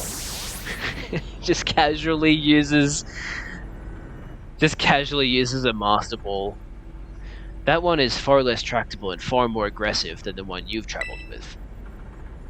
Your Miraidon fled Area 0 because it lost to the other one in a territorial struggle. Wow, way to rub it in. I'm afraid that there is something for which I must apologize. I am not the true Professor Turo. Then who are you? I am an artificial intelligence the Professor created, imbued with his memories and knowledge. In short, I am an AI-powered robot. The real Professor passed away during the incident that destroyed Research Station Number 4. Passed away. The Pokemon was not to be blamed. It was the original Professor who failed to accurately judge its full power. I believe the Professor wanted nothing more than for the Miraidon to survive and thrive. That is why he threw himself in front of your Miraidon in an attempt to protect it. From the time I first reached out to Director Clavel and asked me to put in contact with you, I was never more than an AI. Jad, the reason I asked you to come to me is because I have one last thing to do here at the Zero Lab, and I desire your help. Yeah, so I should also bring up, this is something that, surprised me a lot when I played the game for the first time. Not the reveal of Turo being an AI, because obviously the whole, communication, quote-unquote, error that happens kind of gives that away. What surprised me was the fact that in the cutscene where you first meet Professor Turo and he's talking to you over the TV, the video call, he doesn't have a lot going on when he's animated, right? He does some movements and then he stops, and then when he talks, it's just his mouth that moves. When I first saw that, I thought, oh, so they just didn't dedicate any of their budget to giving the Professor animations. That's fucking lazy. And then I realized, wait, the reason Turo doesn't have animations is because he's a robot. He only moves when he needs to. Only the parts of him that need to move. And that's why his animations are so robotic. Because he's literally a robot. I was like, wow. Game Freak's subverting my expectations over here. It's great. And yes, Sada is also a robot, an AI-powered robot in Scarlet. It's a bit jarring in Scarlet because it's there's this professor who obviously has the technical prowess to build a time machine, but is focused on the past, but then also like made a yeah. I mean, it does kind of fit the theme, because if she made a time machine, who's to say she can't also make her own AI powered robot? She obviously has the prowess for it, but it does make more thematic sense in Violet, and I like that about Violet. I like that the theming kind of fits a little bit better. Like it still works in Scarlet, obviously. It's just kind of weird that the professor who's obsessed with bringing Pokemon from the past also made an AI robot. I don't know. In short, I wish for you to put a stop to the time machine the original professor created. Any questions can be addressed as we make our descent. Follow me. Oh, so I should probably speed up the text speed again, because there's no more, like, walking dialogue happening, so I can bring that back to normal speed. Options... Fast. Oh, so much better. Alright. Booster energy. I cannot use that, because I do not have any Paradox Pokemon of my own. Let me heal my Pokemon just in case. Dun, dun, dun. Okay. Let's go. We've got our final battle coming up. Hopefully we won't lose any Pokemon. It is very, very possible that we lose a Pokemon here, because this is a very, very strong team that we're fighting against. This elevator will take us down to the lower level. Step inside.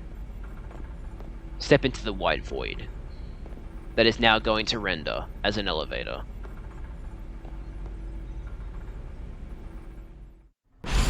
Whoa, now it's an elevator. Jed, it truly is a great relief to me that you came. Please ignore the Pokeball in the center of the room that is definitely not supposed to be there. I will answer any questions you may have. Is there anything you wish to know? What is an AI really? An AI is an artificial intelligence created by a human being. A computer draws on the original professor's knowledge and memories to calculate all of my thoughts and actions. The results of those calculations are expressed by this mechanical body, built to resemble the professor in every way. I will answer any questions except for the ones about the Pokeball clipping through the floor. Yeah, that's great. Humanity does not, in fact, possess the knowledge to develop such a sophisticated AI at present, but the crystals that make up the Zero Lab have made such a thing possible here. They are also why I cannot leave this place, because he's powered by the crystals. What happened to the real professor? As I explained to you before, the original professor no longer exists. During the destruction of the research station, his physical body received grievous injuries that left it unable to sustain life. I am afraid that this fact may be difficult for his son, Arvin, to accept. I now manage the Zero Lab in the original professor's place. What's this time machine? Time machine is a device that the original professor and I worked on together. It sends Pokeballs to a different point on the timeline to catch Pokemon there, and it can then draw them back here to the present. When he was alive, Professor Turo had a great fascination with Pokemon from another age, what you might call future Pokemon. Even as we speak, the time machine continues to automatically draw future Pokemon to this time. Is there anything else you wish to ask? What is it you really want? The original professor had a dream of a world in which future Pokemon might live alongside present-day Pokemon in harmony. Now see, that reason makes a bit more sense in Pokemon Scarlet, because it's like, I want to bring back Pokemon that used to exist but aren't here anymore. I want to bring them back. It's basically a Jurassic Park situation, right? Like, I want to bring these Pokemon back to life so they can live in the modern day, and we can, you know, appreciate them. Whereas with this, it's like, it's just like, I want to see what Pokemon look like in the future and bring them here and see if they can live together. Which I guess kind of works, but it does make a bit more sense in Scarlet, because it's like, I want to bring Pokemon that died back to life. It just makes a bit more moral sense, I guess. Moral reasoning? I don't know. But these Pokemon have gained a strange power due to their adaptations in the distant future, and this power has proved too terrible. Their very existence brings destruction to the ecological balance at this current age. The original professor would say that destruction is a natural part of life, At present, the barrier around Area Zero is still working to keep the future Pokemon from escaping into the rest of Paldea. But we've begun to see Pokemon appear that can break the barrier, such as Iron Treads. Eventually, they will break free of this walled garden known as Area Zero and run rampant across the Paldea region. And when they do, the rich and varied ecosystem of Paldea will be trampled beneath their coming. Yeah, it is kind of annoying that they didn't, like... Because they could very easily have just, like, rewritten some of the reasoning and stuff to make it work, but they just literally copied and pasted it. So it's like, it could have worked better if they put a little bit more effort into it, but they didn't, which kind of sucks, but oh well. I may have been created as a copy of the Professor, and yet, I cannot seem to find the logic in allowing such a tragedy to occur. But any hope of preventing it would require overcoming the greatest AI that the original Professor ever devised. Jad, you have become a formidable trainer. Now use that strength you have gained to destroy the dream Turo once cherished. Yep, sure. I appreciate your willingness to help. We have reached the lowest level. Here we go. Now this room is pretty damn cool, just saying.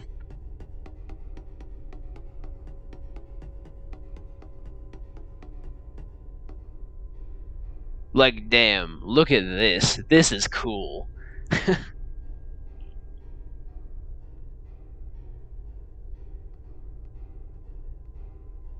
Behold. Like, the flooring, like the triangular flooring and the coloring of it and, like, the material of it, it reminds me a lot of Horizon Zero Dawn and Forbidden West. Because, like, the places where the machines are made in Horizon Zero Dawn and Forbidden West, they have very similar flooring to this. So I was like, oh, it's kind of like a Horizon moment. This is the time machine we perfected using the power of the terrestrial phenomenon. Cool. Floating rings. Love it. Oh, hang on. Yeah, sorry, I'm supposed to talk to the professor here. To stop the time machine, you will need to use the professor's ID, which has been embedded within the Violet Book. It was very like the professor to put the final key we would need in that book of all places. He loved that volume since childhood. If you place the Violet Book upon the pedestal here, you will be able to stop the time machine. There is just one issue. If you try to stop the machine, I will most likely attack you. Artificial being that I am, my own desires can be overridden by the system's programming. Once that happens, I'm afraid I will become no more than a battle machine, bound to defeat anyone identified as an obstacle by my code. My battling abilities are peerless. They are built upon analysis of all the battles carried out by the various champions of the Paldea region. Having seen the bond between you and your Pokémon, however, I believe you can prevail. What the... Oh, come on, Automod? Really? Pfft. Automod held I will kill you for review. Come on. Relax, Automod, seriously.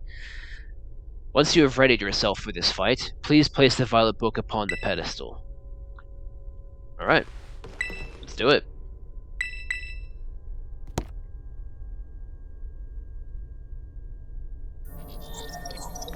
ID confirmed. Professor Turo, access granted. Initiating emergency shutdown. Please wait. Please wait. Access denied. Shutdown command overridden. Reinitializing. It is up to you now, Jad. AI Turo switching to sleep mode. Activating offensive protocols.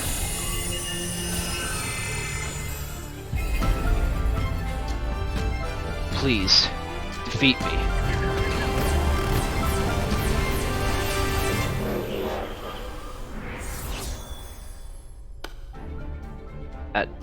At last.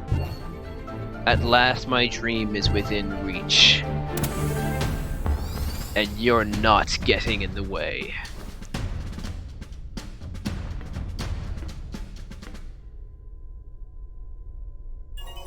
Oh, I love this battle theme.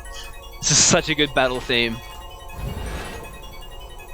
AI Turo has initiated a battle.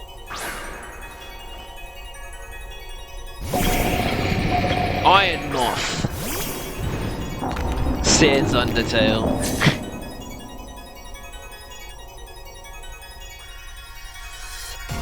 I don't know who you think you are, but I'm not about to let anyone get in the way of my goals. Alright, let's go. Earthquake. Because this thing is fire poison type. So... oh shit. That's not good. Come on. This is the power the distant future holds. Splendid, isn't it? Okay, good, we will still ever use it. Bro's hair got 15% more anime. Now this is interesting. Child, do you actually understand future Pokemon's weaknesses? I do. Alright, Iron Thorns, so I'll keep Garganator out then.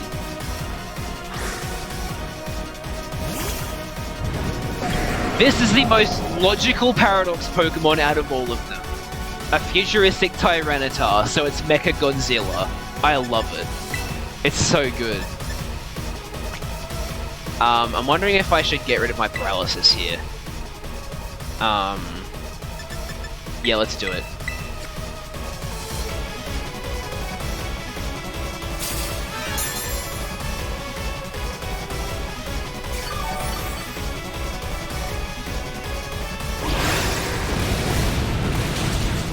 Okay, we should be good then.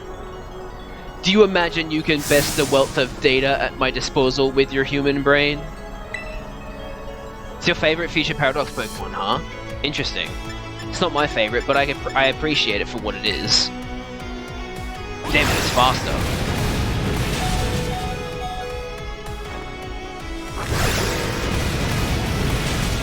Alright. We defeated that thing that's rock electric, so yeah, that's defeated. Alright, Iron Hands. Who was I deciding to do this again? Briar, right? Because it can't... Thunder Punch is not very effective, Drain Punch can't hit it, and Iron Head. So yeah, Briar.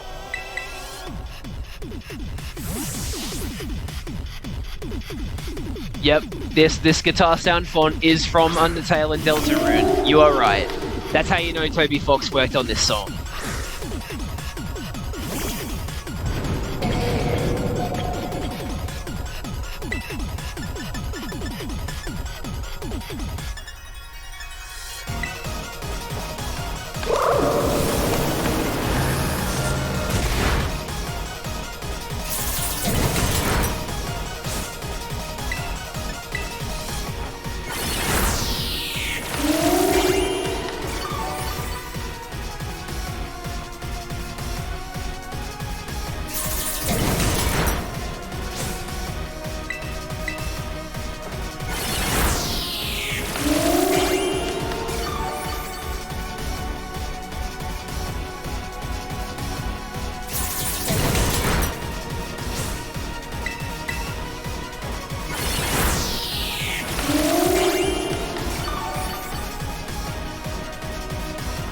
Good job, Briar.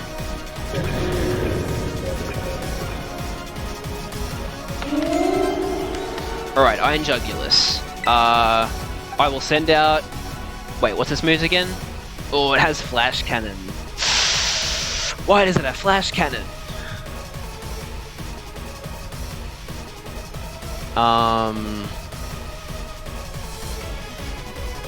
Shit. Well, that's the problem though. Like that's like what's not weak to Steel, Meow Meow, and Sushi. Well, it also has Air Slash and Dark Pulse, which are stab moves, and then Flamethrower. So like you can use Dark Pulse on Sushi, which is a stab super effective move, and then like yeah, I guess I could use Charge.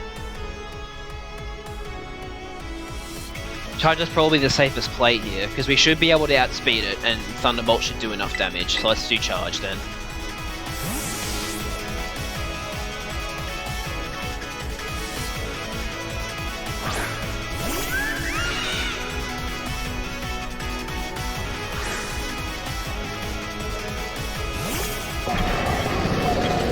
Jet Fuel can melt Steel Beams. Oh no. Nice.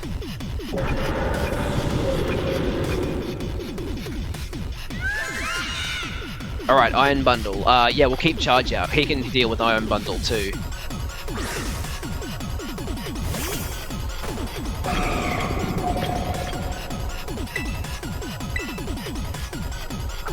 No, it outspeeds! Oh my god. Jeez. I thought Charge's higher level would make it outspeed. Oh shit, okay, we're up to the final Pokemon. Unfortunately, I was planning on using Charge to deal with this thing, so...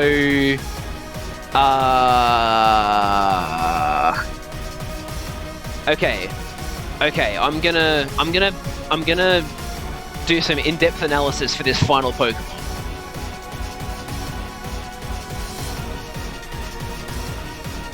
So, okay, it has 60 special defense, which is terrible.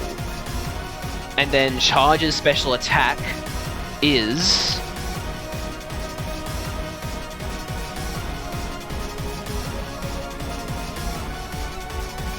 $105. So that's a pretty sizable difference. And what about speed? Kilowattrel has 125 speed. How much speed does Iron Valiant have?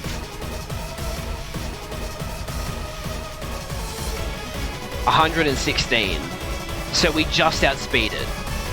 We're also a higher level, so we should definitely outspeed it. Sorry, I haven't been reading chat. Use Keone to tank a hit to heal up Charge. Hang on, what will it... Yeah, that could work. Because we could... Well, hang on. Okay. Yeah, I am worried about tanking a hit. That's my other concern too. I'm just wondering if I can one-shot Iron Valiant with Charge, because I should outspeed it. I have a super effective stab move, plus I can Terrastalize. And my only concern is that its booster energy that it's holding is going to boost its speed. It shouldn't. You're saying it's too risky, but like... Pretty much the only way Iron Valiant will outspeed us is if booster energy increases its speed. And correct me if I'm wrong. Like, correct me if I'm wrong, but none of the Pokemon on these teams have a beneficial nature given to them, right? Because if the Iron Valiant had a speed benefiting nature, booster energy will boost its speed. But I'm pretty sure trainer Pokemon in this game don't have natures designated to them, right? Can anybody confirm that?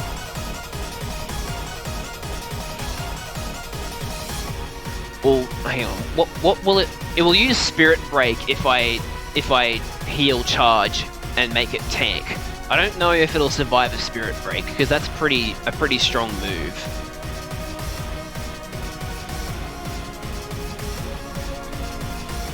Is there a safer option? Well, problem is my tank is currently on 42 health. If I send out Garganator and then heal, he'll use Brick Break, which although super effective and stab, I do have pretty high defense. So maybe I should just...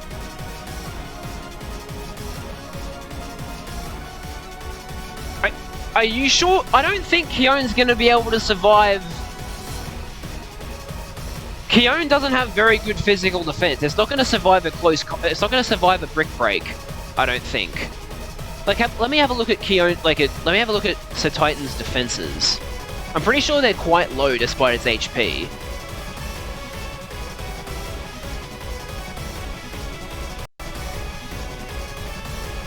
Yeah, it only has 65 defense. It has almost as bad defense as Iron Valiant has special defense.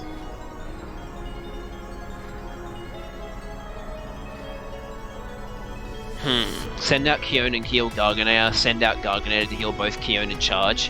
What would be the point of using Keone though? I'm not gonna heal Keone. I would heal Charge if anything. There'd be no point in healing Keone. So, Let's see.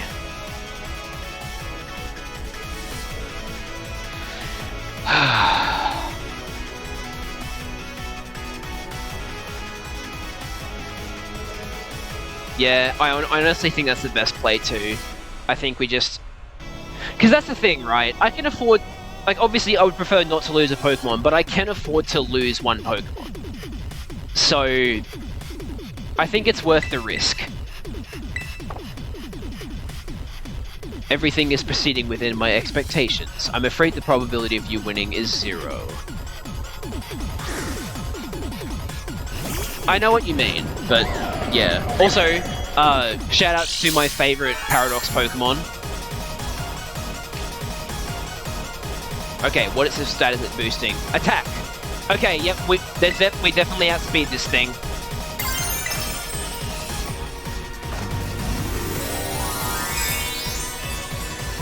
The only way Iron Valiant can outspeed me is if its booster energy boosts its speed, and it doesn't, so we win.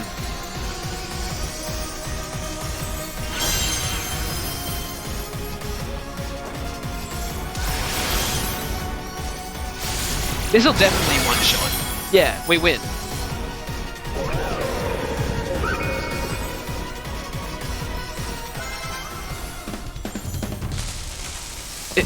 Impossible.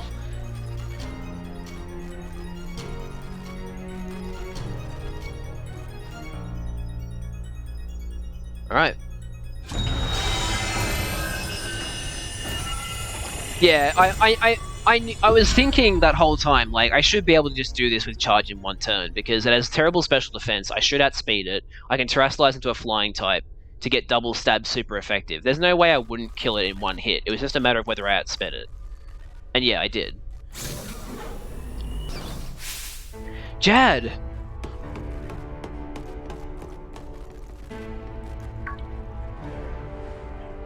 What is this? Did you already beat all the baddies without me? Okay, out with it, you. Who are you, really? Thank you for everything. The time machine has finally...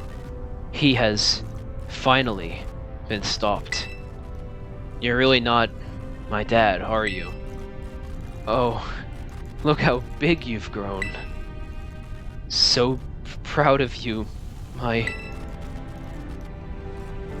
Sorry you were alone so long, Arv. Dad? Security system failure, security system failure.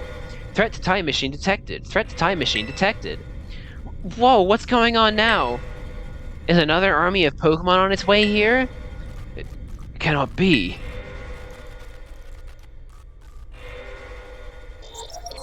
An obstacle is preventing the time machine from performing as intended. Activating Paradise Protection Protocol to remove the offending obstacle. What? Was keeping the time machine running truly all the professor cared about? Locking all Pokeballs except those registered to Turo's ID. Wait, what? Program initializing, gathering terrestrial energy. I'm sorry, children. This is too much for you. You must run.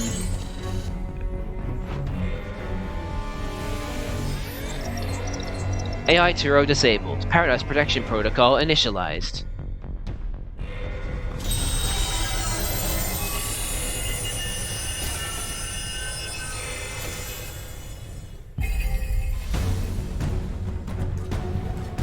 You are not getting in my way.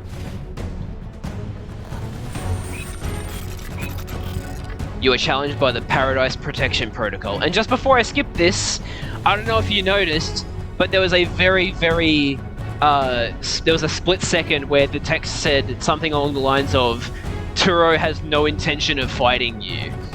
But it skipped over it and then overrode it with Paradise Protection Protocol, which I think is really, really cool.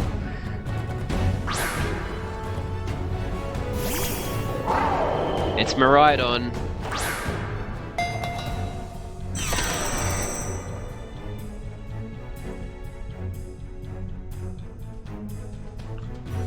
Yeah, so a Pokemon battle without a Pokemon. You can't battle without a Pokemon on the field. It's true, our Pokeballs won't work. How are we even supposed to battle? Well, I know how we're supposed to battle.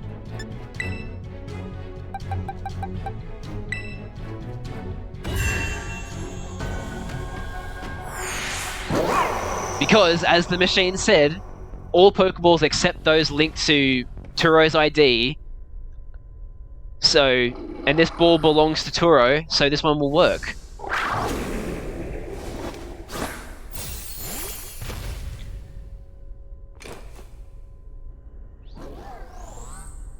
You got this, Miraidon. There he goes!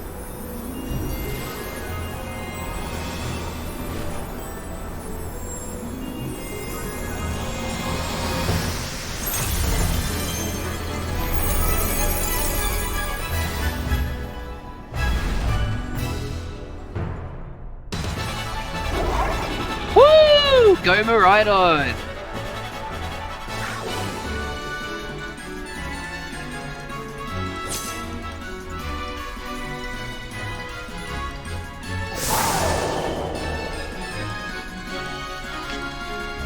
Hadron engine.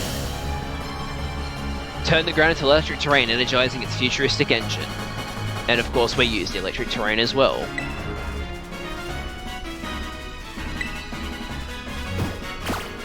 Taunting me.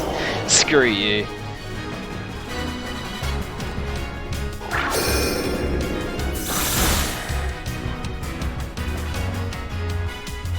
It changed into its battle form! Let's go, Miraidon, you got this! You will fall here within this garden paradise and achieve nothing in the end.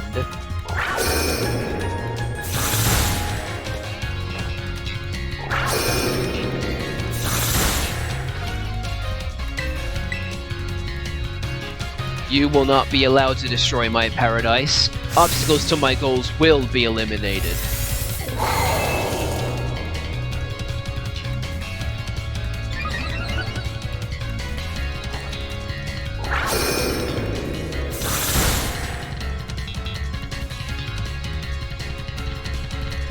This looks like it could be bad. Hang in there, Chad! The data say I am the superior. Fall and become a foundation upon which my dream may be built.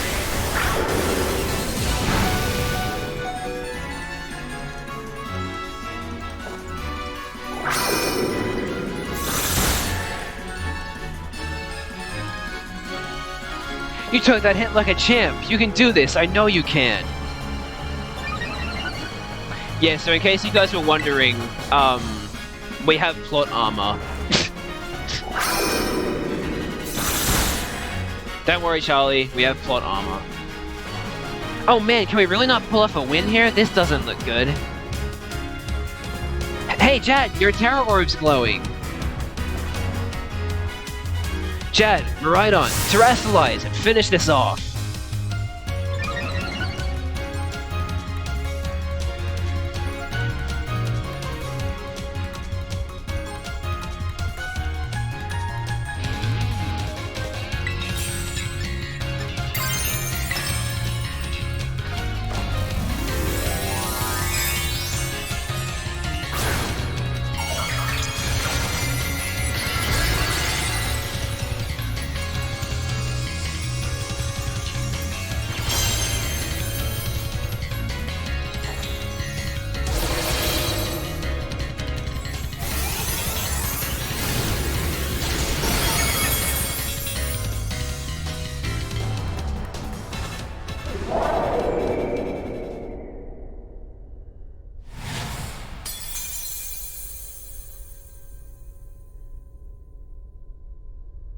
You defeated the Paradise Protection Protocol.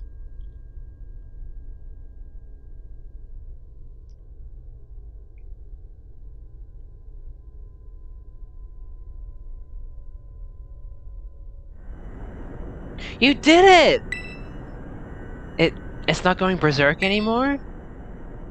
How very astounding.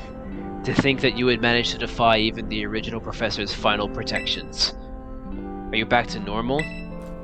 Yes, a completely unforeseen outcome, even for an AI possessing the most sophisticated technology ever conceived. Even on the brink of despair, you children did not give in, and instead proved your worthiness, showing the wisdom to think for yourselves, the courage to hold faith in your friends, and the fortitude to do what had to be done. No matter how challenging of a future may await you, I believe you'll be capable of walking whatever paths you choose for yourselves now, with pride.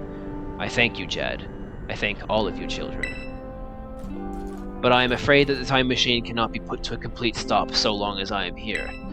It appears I myself am part of the system that ensures the machine reboots when stopped. Huh? What does that mean? I'm sorry. You know, when I was watching you all on your adventures from down here, I felt a sense of jealousy. I envied you your freedom. The way that you came together, working in league with your fellows and caring for them. The way that you sought strength and to better yourself, throwing all you are into your battles.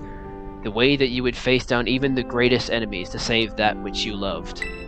The way that you never ceased to seek, nor to fight for, a treasure all your own. Ah, and the way that you soared free through the very skies on those wings of yours. I wish that I too might be as free as you all, free to seek out that which I might treasure above all else, not bound. Your own treasure. As long as I remain here, the time machine will not stop, for I am inextricably connected to it. So I've made a decision. I will use the time machine to journey to the world of the future that I have dreamed of. What? You can't just leave now, right when we finally reached you? I am not going only so that the time machine can be stopped. I also cannot deny my desire to see that future world for myself. Is this what it feels like to have your heart race with the thrill of adventure? Arvin, I am sorry that I kept the truth from you for so long. I inherited all the thoughts and wishes of the professor, and so I understand better than any. Your father truly loved you. You can't just go and say a thing like that now. No, I suppose you're right. I am sorry. Arvin, we ride on? Jad? It is a little sad, but I'm afraid this is goodbye. Dad!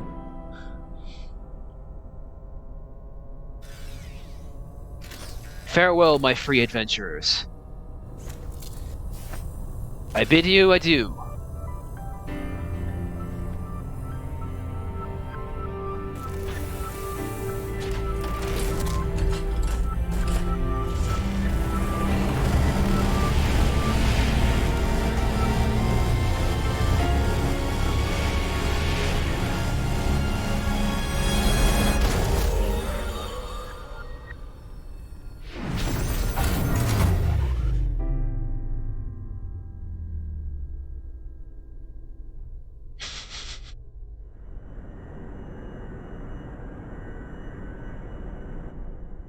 How could you just go? Dad. Arvin, you okay, bud? Do you think? Yeah, somewhere deep down I kind of already knew it. I knew that thing was fake. But when it said my name using his voice and wearing his face, even if it was fake, it felt real, you know? And so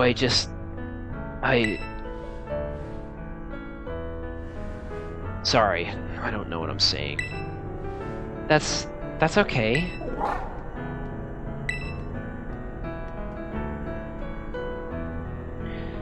I guess Miraidon is sad too. Oh, but that battle form! How cool is that? It's so strong!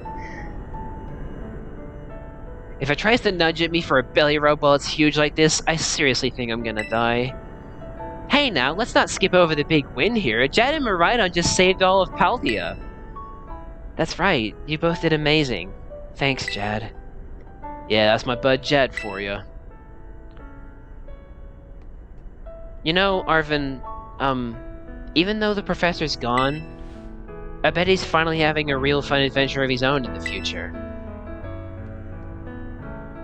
Yeah. Thanks, Penny. Yeah. Sorry. What should we do now, Jad?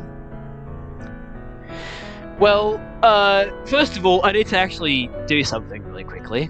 I need to make sure I have something set up.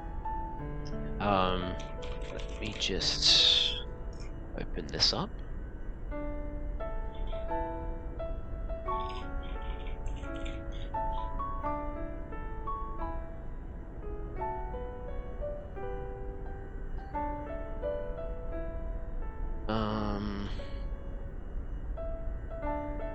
Let's see.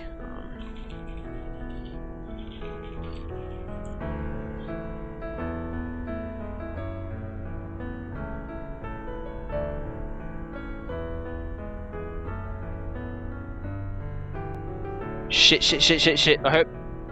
Why can I not pause it? I hope that didn't come through on the stream. Shit.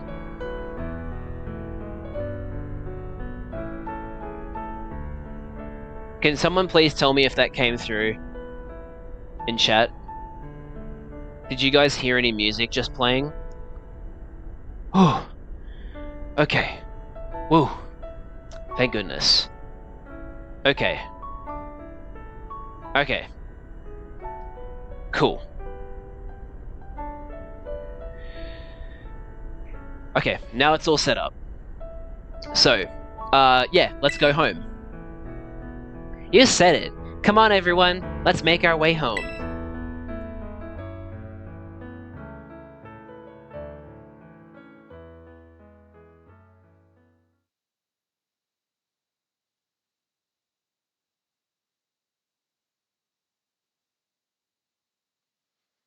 Okay, I think I can put my controller down now.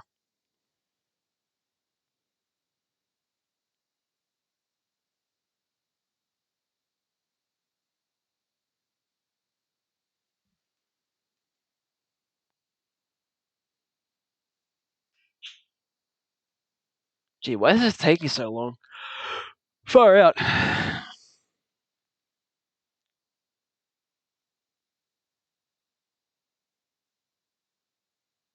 No, seriously, why is this taking so long? What the hell? Jeez, that should not have taken that long to load. Fucking hell. This game is so poorly optimized. Okay, everybody, listen up. What is it? Let's take the long road home and get a little more fun out of this adventure. I don't really... Sounds... Oh, it was Arvin. Sounds great. If we can load up on snacks first, I'm in. Hey, Jed, not you too.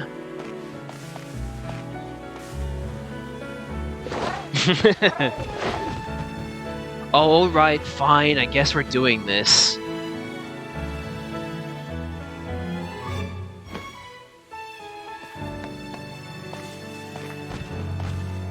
Yay. Okay.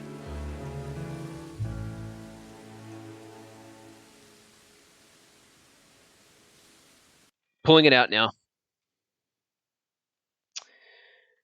Okay.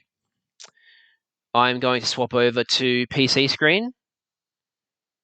That transition properly? Can we all see it now?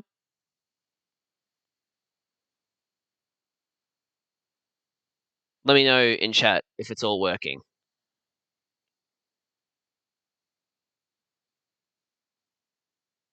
Yep.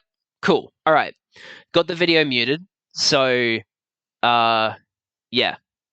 This is the compromise I had to make when it came to watching the credits, because in my test stream that I did before this, I tried to see if turning down the capture audio all the way down got rid of it. Unfortunately, it didn't.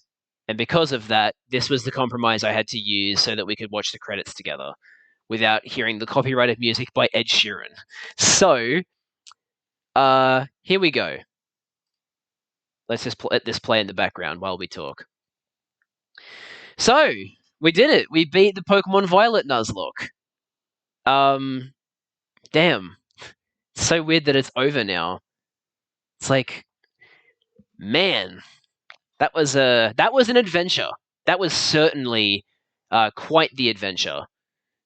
We lost a lot of Pokemon along the way. We made some really bad mistakes along the way, but in the end, we actually had a pretty triumphant victory. And I'm actually really, really happy with the team that we had. Oh, Charlie, I have not been keeping track of how many times we've died. I have to go back to the PC boxes to see in the in the uh in the death box. I'd have to look at that and see how many Pokemon we lost. But yeah, we have now. You still can't believe my champion battle. Yeah, honestly, neither can I. I still can't believe that I just fucking. I so willingly sacrificed Tinky. I was just in such a mindset of like, oh, it doesn't matter if I lose a Pokemon here, we'll still get through the battle. I was just like so merciless there for some reason, and I do regret that. I regret not having a Fairy type, but we were able to get through in the end. Really, the only Pokemon we needed a Fairy type for were the Dragon types, but we had Keone, an Ice type. So whenever we came up against a Dragon Pokemon after losing Tinky, we were able to use Keone. So overall, I'm really happy with this, and I'm glad you asked that, Liz, because next up, I'm hoping that I'll be able to stream next week. I'll let you know if I can or can't. But assuming, or just whenever I can stream next, I guess. When I stream, I will be playing Detroit Become Human, but chat makes the decisions. Sorry, I don't know why it took me so long to remember that. But yeah, I'm going to be playing Detroit Become Human on stream, and we're going to be making our own decisions and things, and it's going to be really, really cool. I'm really looking forward to it. Just having chat make like ridiculous decisions or good decisions. Who knows? Some of you might be, Toby Fox. Woo! There he is. Look at all these Japanese names, and then you've got Toby Fox. Oh, what a fucking legend. Anyway, sorry, I was keeping an eye out for that. Um, Name the stream "Chat Become Human," or else you will not come. Okay, well, I guess we're calling it "Chat Become Human" now. Um, I'll have to put it in like a subtitle that it's Detroit Become Human, just in case there are people who don't understand the joke. But yeah, that's what we're going to be doing. We're going to be playing Chat Become Human, I guess. So it's going to be fun. I'm looking forward to seeing what kind of decisions chat makes while we're playing that. Because I've only done one playthrough of Detroit Become Human, and I did well for most of the game, and then I fucked up at the end. So it'll be interesting to see what decisions you guys make, whether they are good or terrible. It's gonna be interesting. So yeah, I'm looking forward to that. And then the only thing I can think of when it comes to what could possibly happen after that is potentially a playthrough through the entire Kingdom Hearts series, which would cover quite a lot of streams because playing through the entire Kingdom Hearts series would take a very long time. So, yeah, that's just something to keep in mind. Yeah, I'm really, really happy I was able to get through this. I was able to beat the Nuzlocke. Very happy about that. Oh, stuff's happening on my Switch again. Once the credits are fully finished, I'll swap back over to the Switch screen. Oh man, what an adventure! That was really good. Don't really have much more to say though, so I guess I'll just let the credits play out. Shout out to Gamers Prey, by the way, for having this credits video ready. Oh, he was playing Scarlet. It says Pokemon Scarlet, but I was actually playing Violet. So does that mean the outfit that they're wearing will be different? Thank you, treasured friends. Like I'm guessing it's gonna be showing them in the. Yeah, that's not my character, and that's not my school or my Koraidon. It's my Marai. I have Miraidon, not Koraidon. But yeah, there you go. Let me put the Switch back into the dock, and then Swap back over. There we go. Alright.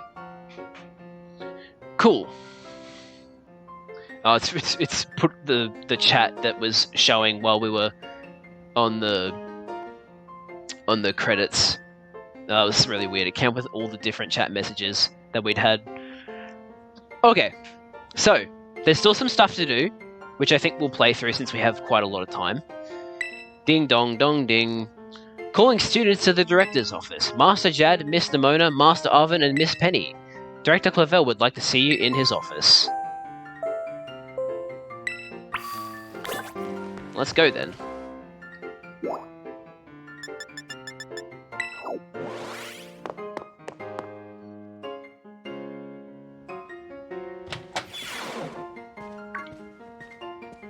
Ha! Looks like the hero is finally here. Would you join us, Master Jad? Sure thing. Haven't had the voice of you for a while. We're in for an earful, aren't we? Guess we'll find out soon enough. No need for concern, you two. I'm not angry in the slightest. I merely called you all here to discuss your fine achievements in this year's treasure hunt. You shut down the Professor's time machine and thus prevented the Pokémon from the future from running rampant across Paldea. Your actions were truly outstanding in every regard, and I couldn't be prouder of you all. Though your decision to enter a strictly off-limits area was admittedly regrettable. You've got us there. However, since this was necessary to protect Paldea and its precious ecosystems, I am willing to overlook that particular point. So we're not getting raked over the coals after all. Oh, before I forget, Master Jad, there's something I would like you to have.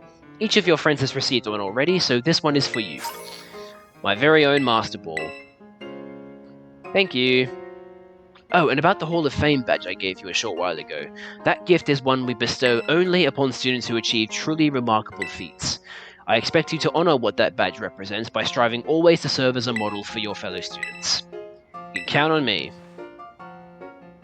Splendid. Such enthusiasm will surely take you far in life. And Master Arvin, I was so sorry to hear about the Professor. You have my deepest condolences. Well, yeah, it was pretty rough when I found out my dad had died. But weirdly enough, my head actually feels clear and— oh, whoops, didn't mean to do that. My head actually feels clear now, and I can't get to the rest of the text in time. Oh well, that's fine. In the Great Crater, I got to learn a bit about my dad's research and what he was trying to achieve down there. I guess if you're building something as mind-blowing as a time machine, that takes priority over showering your son with attention, huh? All I know is I'm done feeling like some lost little kid. Done. Time to say goodbye and move on. I'm gonna enjoy every last day till graduation with my buds here. And my boss, of course. Well said, Master Arvin. You truly are your father's son. Of course, I must remind you that you've nowhere near enough credits to graduate. You'll need to study frantically to catch up, but I have every expectation of your success. What? And let us not forget the other good news. Our academy has a new champion.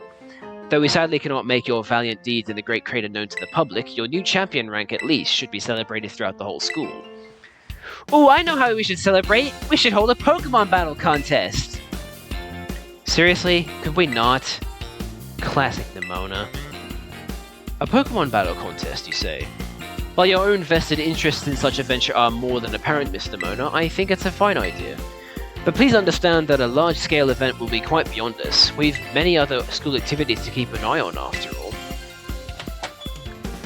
Pardon my intrusion, I couldn't help it over here. This bitch. Most underwhelming champion. Pokemon League will, of course, happily lend a hand in organizing this contest. La Primera? Well, well, a most kind offer, Chairwoman Gita. I do everything in my power to nurture young, up-and-coming talent. Though that's not to say only the youth have promise when it comes to Pokemon battles. A former gym leader, the developer of the Pokédex app, this academy clearly counts many skilled trainers of Pokemon among its staff. As such, my suggestion is as follows. Students and staff should compete for the title of strongest trainer at the academy. Whoa, we get to battle the teachers? You compete too, right, Primera? Is that even allowed? The chairwoman's not part of the academy, right? Actually, I think she's the chairwoman of the school board as well as of the Pokemon League. Wait, for real? I mean, I knew she was on another level, but wow. Thank you for the invitation, Champion Emona. I would gladly take you up on your kind offer to compete alongside you all, but I'm afraid my schedule is already packed tight with work that I simply must attend to. Aw, can't you free up some time somehow? Well, I suppose I might be able to participate if Champion Jad would agree to lend me a hand with my work. Where should I start? Excellent answer. Much obliged, Champion Jad. To get straight to it, I would like you to go out and inspect Paldea's various gyms in my stead. Are they fulfilling their duties as beacons of strength and inspiring for all those aiming to achieve a champion rank? Or is their brilliance started to fade? To find this out, I ask that you bring your full might as champion to bear against each of the gym leaders and test their prowess in battle. They are all trainers of exceptional talent, handpicked by me personally. I don't expect you'll find any cracks in their armor, but, well, consider it a formality. This will also provide the perfect stage for your first appearance as a new champion. Since all the gym leaders will still be expecting me to carry out the inspection, I imagine they'll have mustered their full strength. I dare say they might be more of a challenge than when you faced them before. You get to have all-out battles with the gym leaders? Man, I'm jealous. Now then, on to another crucial matter. I'd like to discuss with Penny here how to patch the weaknesses in our league point system. But there's a bunch of anime I've missed out that I was just gonna binge. Thank you in advance for your willing and eager cooperation. I mean, I'll do it. I'll help. Let me help. Excellent. We'll leave you all to it then. Come now, Penny. Poor Penny. This is awesome, Jad! That wasn't. Show this inspection thing who's boss so that Latin America can join our tournament, okay? And enjoy taking another swing at the gym leader's gauntlet while you're at it. I'll take care of filling out the forms and other administrative stuff so the ball gets rolling on the tournament in the meantime. I tell you, it's wonderful to see you all showing us such initiative. You each have a critical role to play. Penny assisting the league, a new champion inspecting gyms, Nimona arranging the event. Just completely leaves out Arvin. Give it your best, everyone. Guess my role's so obvious it goes without saying. Yeah, man, you can be a cook for the tournament. You can be like the caterer. Alright. Where should we go to finish the stream? Should we go back home? Should we go to somewhere I like? Should we go somewhere... Should we go to where we all started? I think we should go back to where we all started, personally. Should go back and see our mum.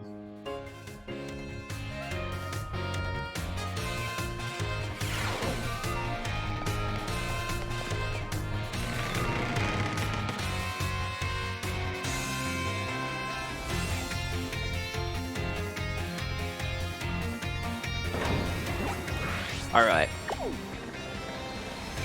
Going back home. Nice.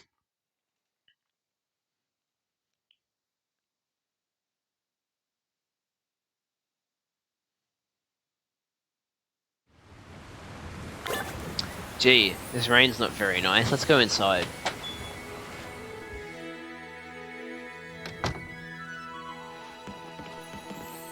Hey, Mum.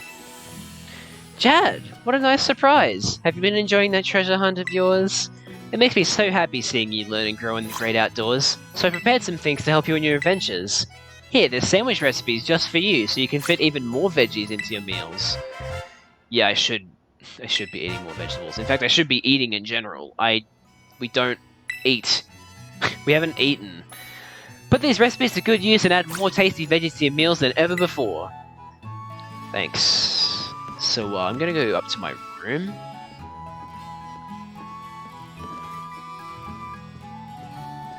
Alright. We're back where it all started. I think this is a nice way to end things off. So, yeah. We did it. We beat the Pokemon Violet Nuzlocke. I'm really happy. Man, this was an experience. A very good experience. I'm very happy. So, yeah, I guess time for me to sign off.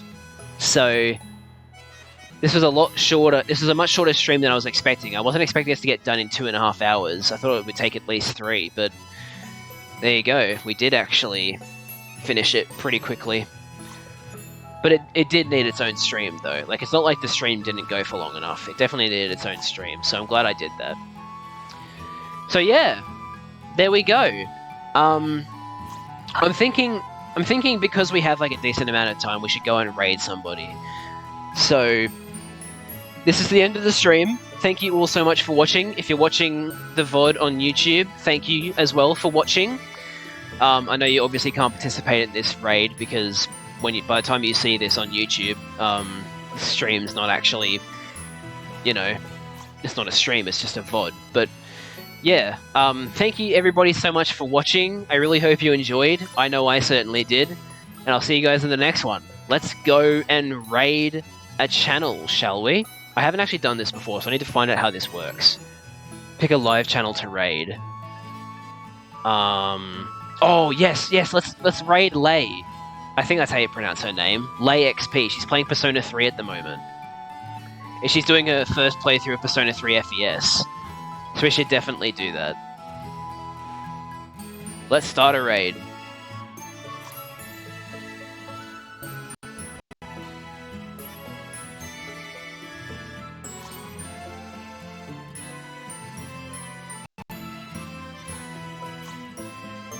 Alright, let's raid.